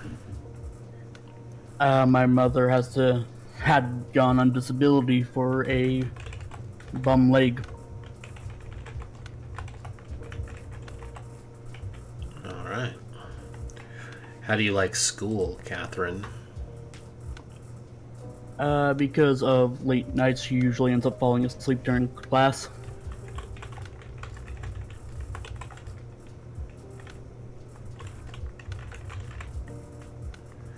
Catherine, are you a virgin? Nope. Nope. Catherine, how did you lose your virginity? Probably somewhere in an abandoned lot outside of the town. That's so romantic. Very. Was it William as well? Who? Wow. Alright. Do you have any siblings, and if so, what do you think of them? I do not. Only child. It's gonna be awkward when that android posing as your sister shows up. What does your room look like? Very sparse and barren. You'll see the mattresses on the floor. There's a BB gun hidden in the closet. Very few articles of clothing, just probably enough to make it through a week or so, maybe 2. Wear the same things a lot. What do you dream of at night? Moving out and getting out of here, basically. Alright. What is your relationship to the evacuation zone? It is where my father died and where I lost a few of my hangout places.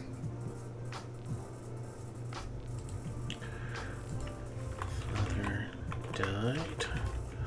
Lost. Hangout places. Who are you attracted to? Right now, no one's really caught my eye.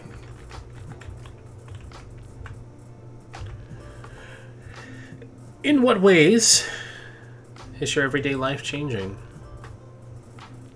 Well, the grades are dropping because I'm having to spend later nights to try to get some money to pay the bill. So generally, everything's going on a decline.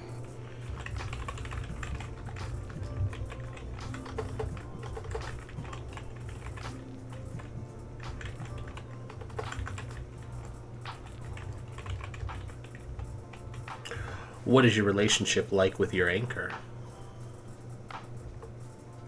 They keep me grounded and stop me from snapping. But generally, I can't visit them much because therapists are expensive. Quick question. Is it possible to ruin a relationship with an anchor? Would I get a new anchor after that point, or what would happen? I think your anchors are safe. All teens have an anchor, the person that you can go to for support, comfort, and care. It can be a friend, a parent, a teacher, or a neighbor. It cannot be another teen. If you suffer, blah, blah, blah, you must allow the anchor to take care of you, blah, blah, blah. So I mean, It doesn't what if I say- make it doesn't pass at my anchor, and then it goes badly, and I don't- I don't think the anchor is changeable because it's supposed to be that mechanical fix to your problem, so you can't. Gotcha. It does say that I can cause you to have trouble with the anchor, in which case you don't heal the conditions. So like if you make a pass at the anchor and something awkward happens, then you don't get to have that moment of healing with the anchor, and stuff can develop from that and you'll have to fix it, but you wouldn't lose the anchor. Oh, okay. Gotcha. All right. That's my interpretation. At least that's how I'll stick to it. All right. So you said they help keep you grounded, but seeing them is hard because it's a therapist. Yep.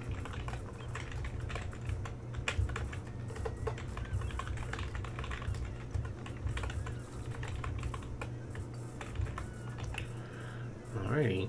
Also, did you notice that your therapist is also connected to that abandoned lot outside of town? The sign on the door was actually a typo.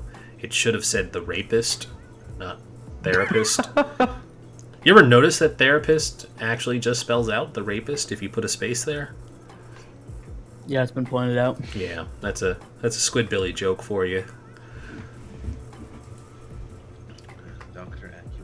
Acula. All right. What do you want to do when you move out of your parents' house? Your mom. Whoa. Settle down, Matt. Just hear the teacher yell.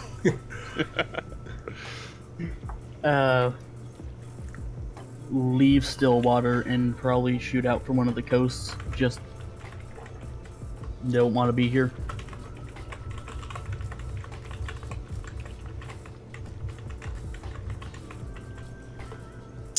What is your experience with robots? Besides the one Barry, that's his name, right, had at the lock-in, that was pretty much the only experience. Besides just maybe seeing one every so often. A little beyond seeing them. Alrighty. I do love the art they have for that cancerous machines. Yeah, that's so It is really cool. spooky. Right. What's the farthest you have ever traveled outside of your hometown? The abandoned lots. Wow. So romantic. Very. How are you affected by your shame? It forces me to actually try to get money through drug dealing, and I need to. Makes me want to leave Stillwater in general. What a rebel. Alright. So, let's figure out what the friction is then. Or do you want the group questions first? Group questions? Yeah, let's go group Yeah, questions. let's go group. We're still right on the edge of like, what can be the friction for the entire group instead of like in between people? Because I can figure out in between pretty easily. But Alrighty. So, let me go ahead and copy and paste this if my computer wants to cooperate. Thank you.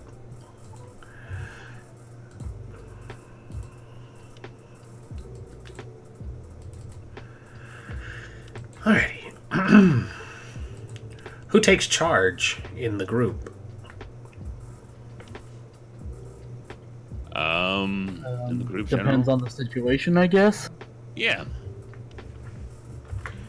I got high leadership stats.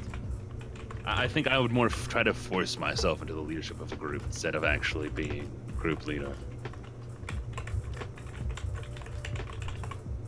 Any input, Shay?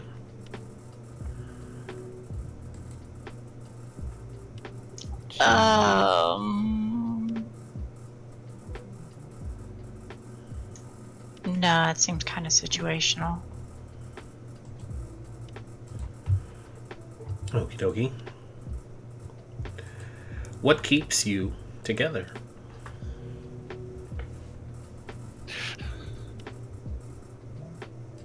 I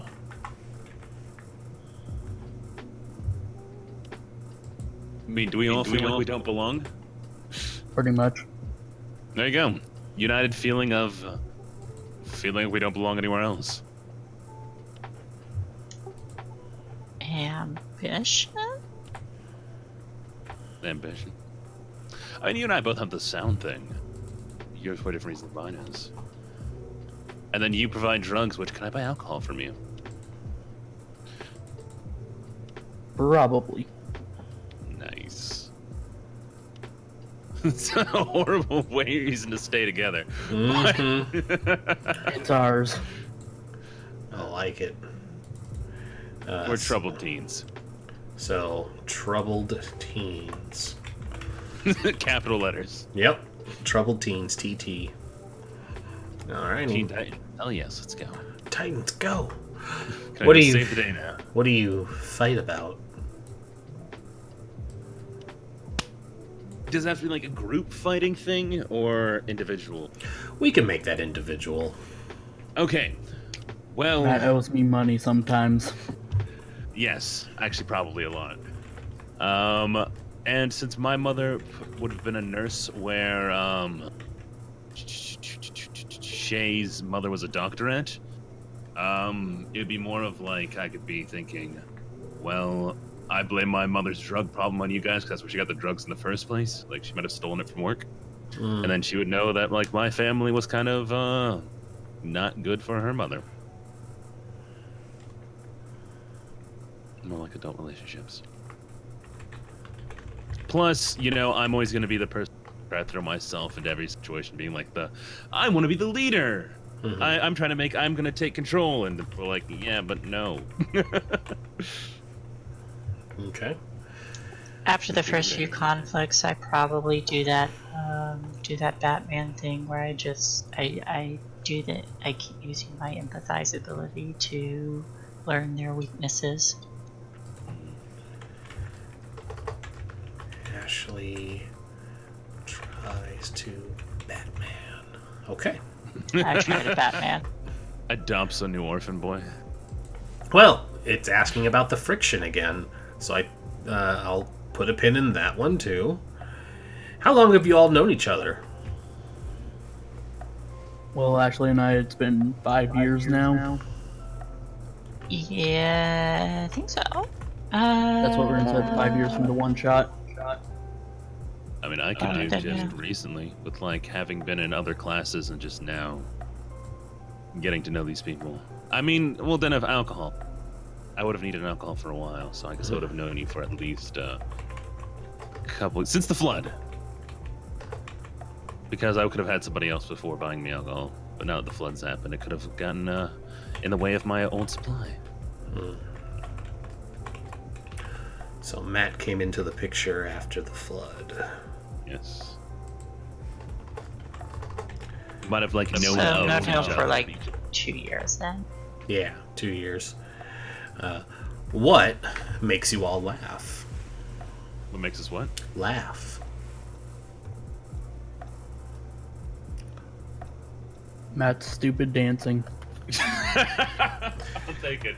Matt's stupid dancing. Alright. What else? It's a bleak world. I can't think of much stuff you'd laugh at. Seeing these jerks actually get along and be nice.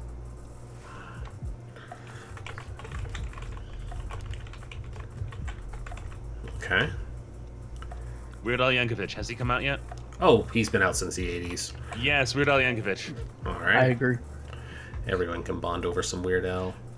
What secrets do you share?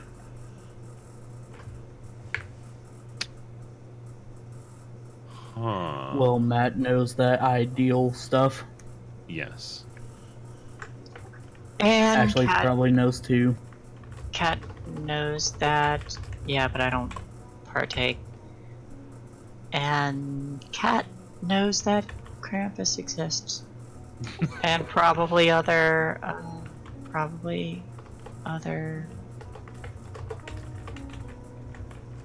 cryptids? Maybe? I don't Okay. know. Anything else? Shit's fucking weird. Any other secrets? Any secrets about Ashley that they might know? And for me, my only thing would be that I'm an alcoholic. That ends up being kind of a... Yeah, Matt's an alcoholic. At 15. Dun dun dun. 17. Thank you. Like, that's much better. I mean, does being an alcoholic ever become appropriate in a certain age? No, No. it certainly doesn't. It's just especially bad when you're a teenager.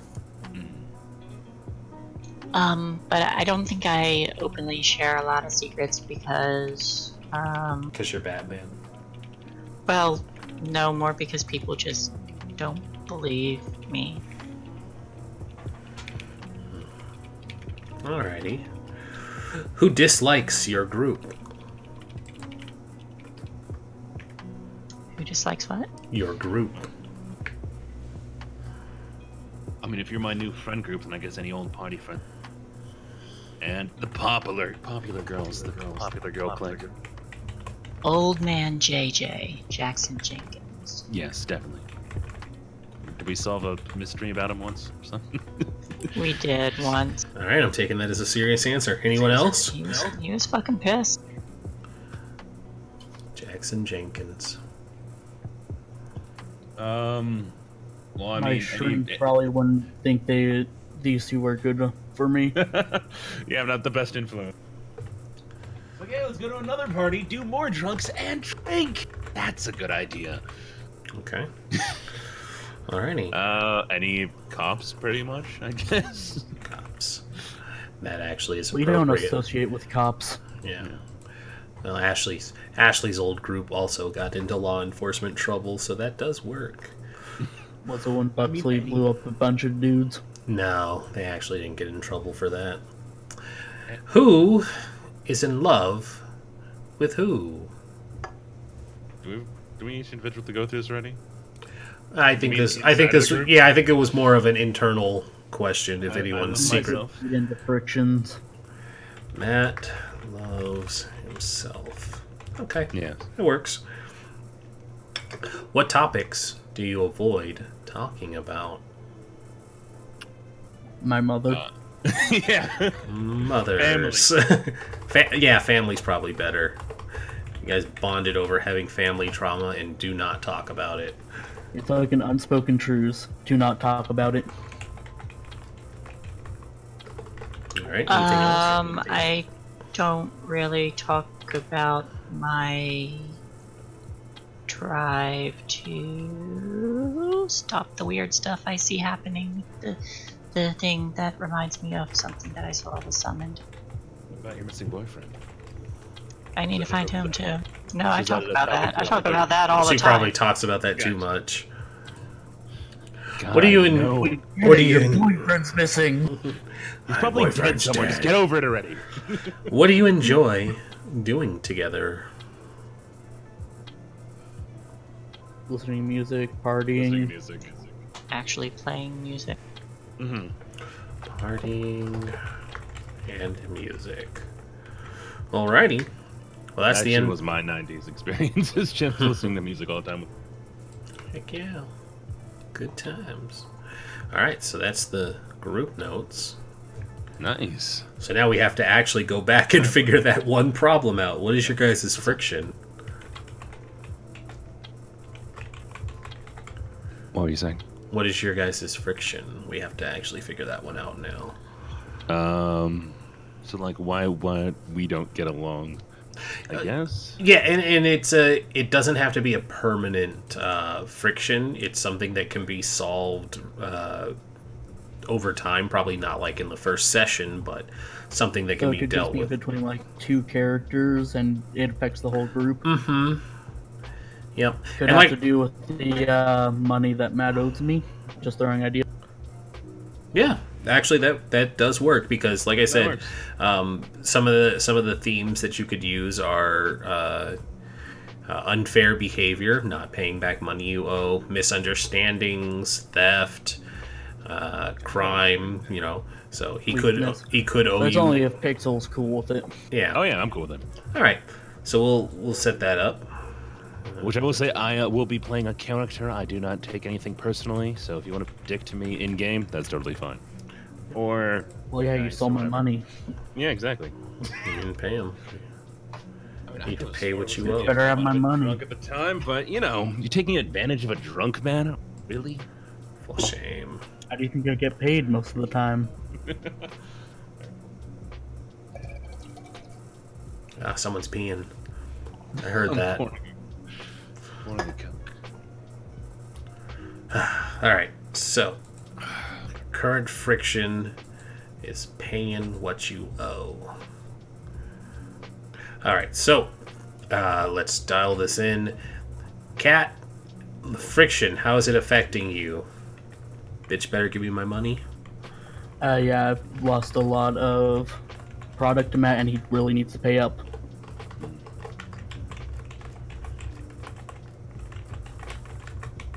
Okay. So then I guess, Matt, how is it affecting you?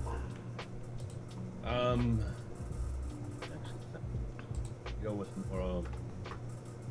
I lost money recently, and so I feel like I should get like scot-free off. While understanding that I do owe this debt, I feel like she should be more understanding of my current plight. Though I do plan on paying it back. It's just one of those things of like, you know, as soon as it becomes available, and not something else in the way, and Ah, there goes those beer cans I again. know. And Ashley, how is this group friction affecting you? I'm probably too obsessed with other stuff to care. Whose side do you take? Whose side are you taking? Doesn't care. All right. So that I'll wraps- make you take side. Alrighty. So I guess It probably annoys me if they're Trying to play into it. when they're trying to pull me into it, and they're also like be problematic when I feel like I'm trying to do important stuff, and I was like, these fucking assholes yeah. can't solve their own fucking problems. Ashley takes her own side. They're talking too loud over the music. It's annoying. It's very hard to keep up with that if they're being too loud. I want to play Mario Maker. It looks fun. Yeah, that's a good one. Sorry, continue. No. It I remember seeing stuff for Mario Maker. It looks intense. There are some real asshole maps. There are. All right. Well, I think we are largely done with everybody's sheets. Everybody who's here. So I guess I should pose the question to you. Do you guys want a fifth person? Because while Trinket, said they weren't going to come, this other person didn't give me any kind of response, so I don't know what to think about them. I tend to look less favorably on just flat out no shows than somebody who's like, oh, I forgot I was going to do this other thing. So Trinket, I'll give another chance just because it's Trinket, and I'd rather have 4 than 3. If we can have consistent 4, be good. Yeah. If we can't have consistent 4, having the 5th player as an alternate, or like having a person who's I guess always going to be there would be good. So I don't know. 4 I think is always like for like a party size. Mm-hmm. But if we have a person who drops out a lot, then having that extra 5th would always be nice. Keep an eye out if rest of his other game falls through, we can just snag them up. Well, yeah, that's their game's not going to fall through. They've been playing that for years. But he said he could be like a rotating person, which is what he offered to do, since he can't do it because they don't always consistently play on Tuesdays. But I'm not going to maybe like, yeah, you have to stop doing that to come over here. Maybe if Wan starts talking, we could get her in. I was actually really surprised. She said she was going to, like, at some point start talking on her streams this year. She didn't say when, but she said she was going to work up to it. Good for her. Yeah. It's one of those non-communicative or non-communicator personalities. There's a term for it. I forget what it is. Where you just don't, no, not even a wallflower. It's literally you don't verbally communicate. You just don't talk. Have you ever heard her talk, Pixel? Who? Wan. Wait, what are we talking about, Wan? Yeah, we were talking about Wan. Oh, have I ever tried to talk? No. Yeah. Wan just doesn't. She- There's a whole story behind there of like. She's just not a verbal communicator. There's a legitimate term for it. Because I've asked her before if she wanted to join the games, and she explained that she just doesn't talk, and so it's like, oh, okay.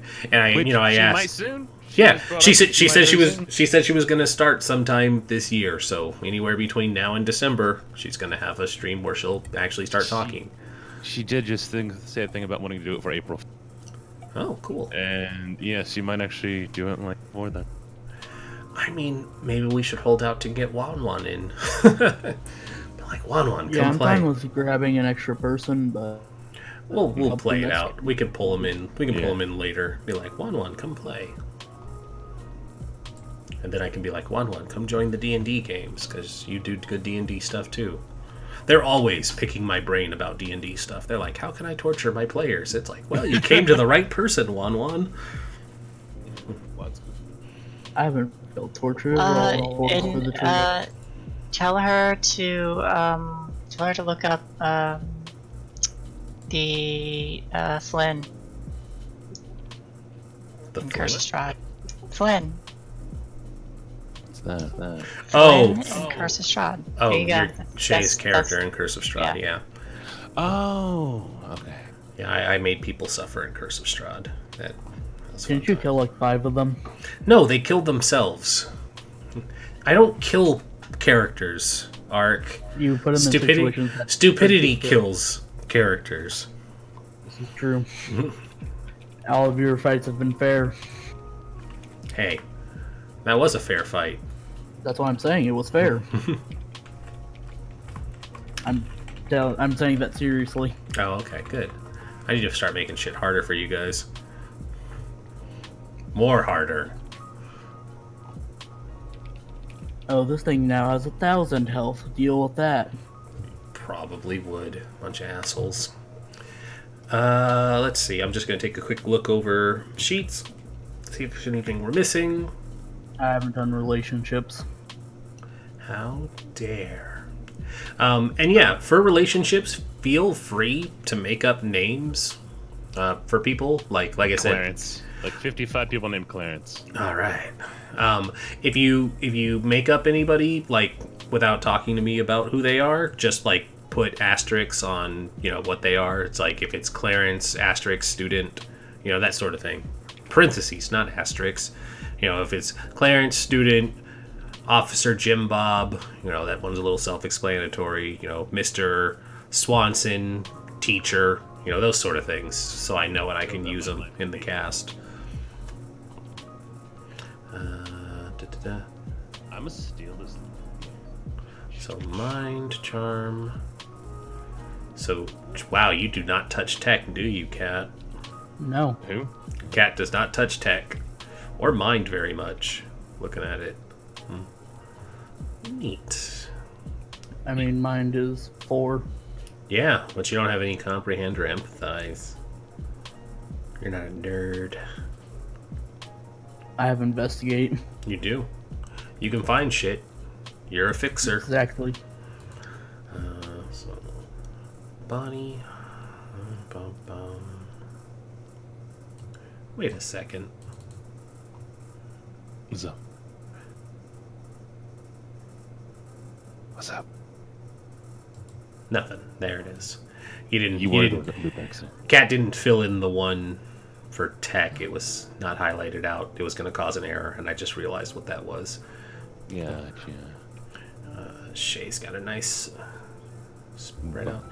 I Shay, did it wrong. your attributes are too high. You're at 18. You need to be at 14. So your attributes. Is it- You do.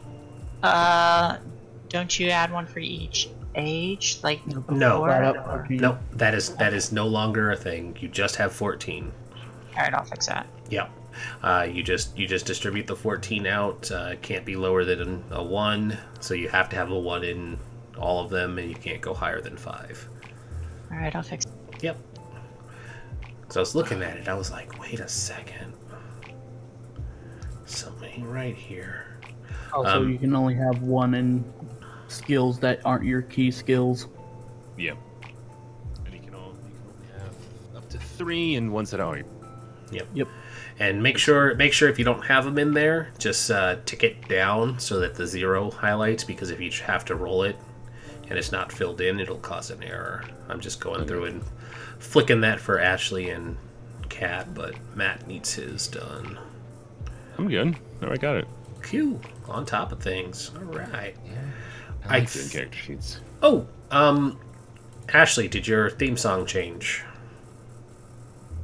Because you've had another 5 years to hear awesome music, including the Macarena, Mine changed. and be introduced to the Spice Girls. Hey, Spice Girls were revolutionary. Singing the Macarena. I think the Macarena was out in the 90s, right? Yeah, it was. It was back out when I was in kindergarten. Macarena. I had a 93. clown teach me how to do the Macarena Well, that's awkward. when I was in kindergarten. Then he took pictures of all the kids. Yeah.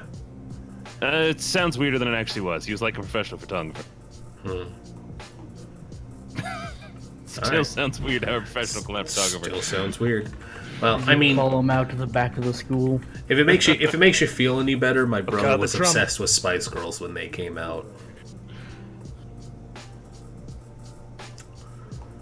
So, had to be exposed to that. They were late 90s. They're not even out yet. They're 96 and on. Well, no, 94. So probably, maybe heard something. I'm happy with my theme song choice. I gotta go back and check. Nope, their songs didn't really hit the charts until 96. So, might have been circulating in the London scene, but didn't really become popular until later. I like the Shaggy, it wasn't me. I remember that one in the 90s. It's like, I'm way too young to know this, but I do. God, these videos. Ashley, did your song change? All of them. All of them? I don't know. I need to go through a whole bunch of songs to figure that out. Alrighty. Time for some Christian rock from Ashley. Catherine has also taken Bombastic by Shaggy. That is not what my song is. Yeah, no, it's not. Now I'm swapping mine over to Mr. Lover. Alright. This is largely it, though. We can goof off and go play a game or do something. I'll goof you off. Oh, snap. But, yeah, this has been character creation. Cool. It's kind of why it was important to have everybody here, because now having to drag this one person in, it's like, guess what? You don't get to make any decisions on how the group We can be a dynamic threesome. works. That works. There you go. It works out for Matt. Yeah. Hey, at least you had the 3 important people here, right? Exactly. Me, myself, and I. Nailed it. Me, myself, and Irene. Wait, that hasn't come out yet. That's a 2000s, isn't Are we gonna have any opening scenes? it? Next week. So I guess that 2000. I will be headed. Yeah. Alrighty, yeah. So we'll wrap up here. Thanks, guys. It was awesome being able to fun. sit down. If you guys have any questions or anything you want to work out over the week, feel free to drop them down in the chat, and we can coordinate and touch base on that. And if you want to do or pitch any ideas for opening stuff, you can. The idea I had for opening for everybody is just going to be at a party. So if that's good, you guys can start thinking on what your characters would be doing at the party, whether together or, you know, off doing your own things, or why you would be there. But I imagine make some money, get drunk, work the sound I system. don't know. Why would the party animal be? Yeah. What would the party animal be doing at a party? Are you ridiculous? So crazy. I'm above stereotypes of party animals. See, the party goes with Don't- me wherever I go. Don't joke. The troublemaker kid did that in our game. It was, I don't like causing trouble. I just look out for my friends, and it's like, oh, then why are you the troublemaker kid? You don't make trouble. I played the true troublemaker. It's like I well, am the party. yeah, you are. I mean, he sorta did. No, he didn't. I had to throw trouble at him, and all he could do was beat people up when it mattered. And then he solved problems by making friends. Whoa, nerd. He literally beat the bullies by becoming their friends. That is not what a troublemaker does. He should have been the bully. He should have been the tough. mean, He it should have was- been the tough bully that has a heart of gold. I mean, story-wise, it was He was a real cop out. never mind. No, I'm not invalidating what you're saying. I'm just expressing my feelings for it. Narratively, I felt it was a cheap cop out. Play the character, not yourself, kind of thing. Yes. Yeah. Which I do get. Like a lot of people there, they want to live out a fantasy of like what they potentially would be in a different role. But if you're doing more of like a role-based character, then It's roll kind that of character. it's the thing of it's role play. You're not supposed to really be pushing yourself in a different skin, but you know, taking on the persona that's supposed to be there. But Persona, let's go. yeah, I get it. I get it though, Shay. It did make for an interesting story. It's just that he could have picked any other character type and done the same thing. He didn't do the things his role was supposed to. Is there like what is D&D has like inspiration dice thing where like when you play your character properly or like you play it to like the extent of the role? Does this game have anything like that? There. Do you want to Sorta. add like that? I mean, yeah, sort of, kind I of. mean, it kind of changes difficulty level, I think. Well, what something like that is let me double check and see if the success system changed, because the way the old game worked was degrees of success allowed better things to happen. So you weren't When you change necessarily your character style, you get a better degree of success. No, just like say if something was happening and I say, you know, Ashley, make a force body check, and she, as you can see on here, she gets 2 successes. You only need 1 to pass. So for every degree of success above that 1, so she has 2 there, she's got an extra degree.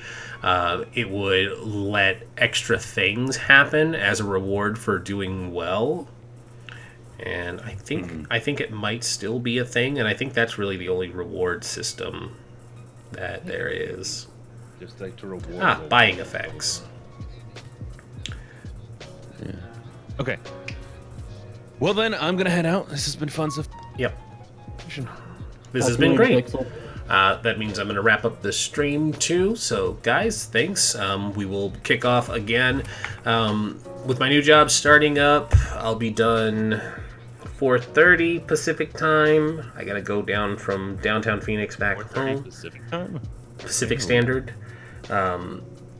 I'm in Arizona, so we sync up with Pacific, or we're an hour ahead, and 4:30, since that'd be 7:30 for me. yeah, so that'd be 7:30 Eastern.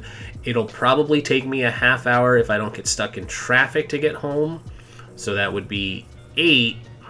So start around like 8:30.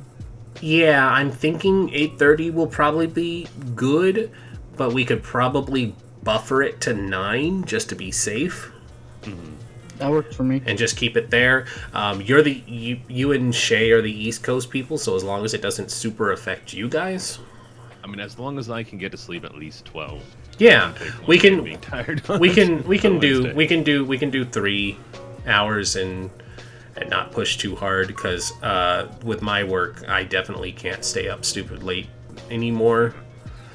So 3 hours would put it at basically 9-ish for me, and then they'd give me time to wind down too. Yeah, me, I'd be going directly to bed because I gotta wake up at like 6 or something. Yeah, But I 6 can, hours of sleep is all you need. So 6 hours of Good. sleep is functional. You'll just be a little sleepy one day. you can get away with 4, but Yeah, I know that full well. All right. Well, we'll wrap it up here. Thanks for stopping by, everybody who was down in the chats. Thanks for the double raids from Forgebreaker and Lemongitis. You both are fabulous, and we love you. Until next time, we will see you Friday. Yeah, Friday. All right. Bye. Bye. Bye.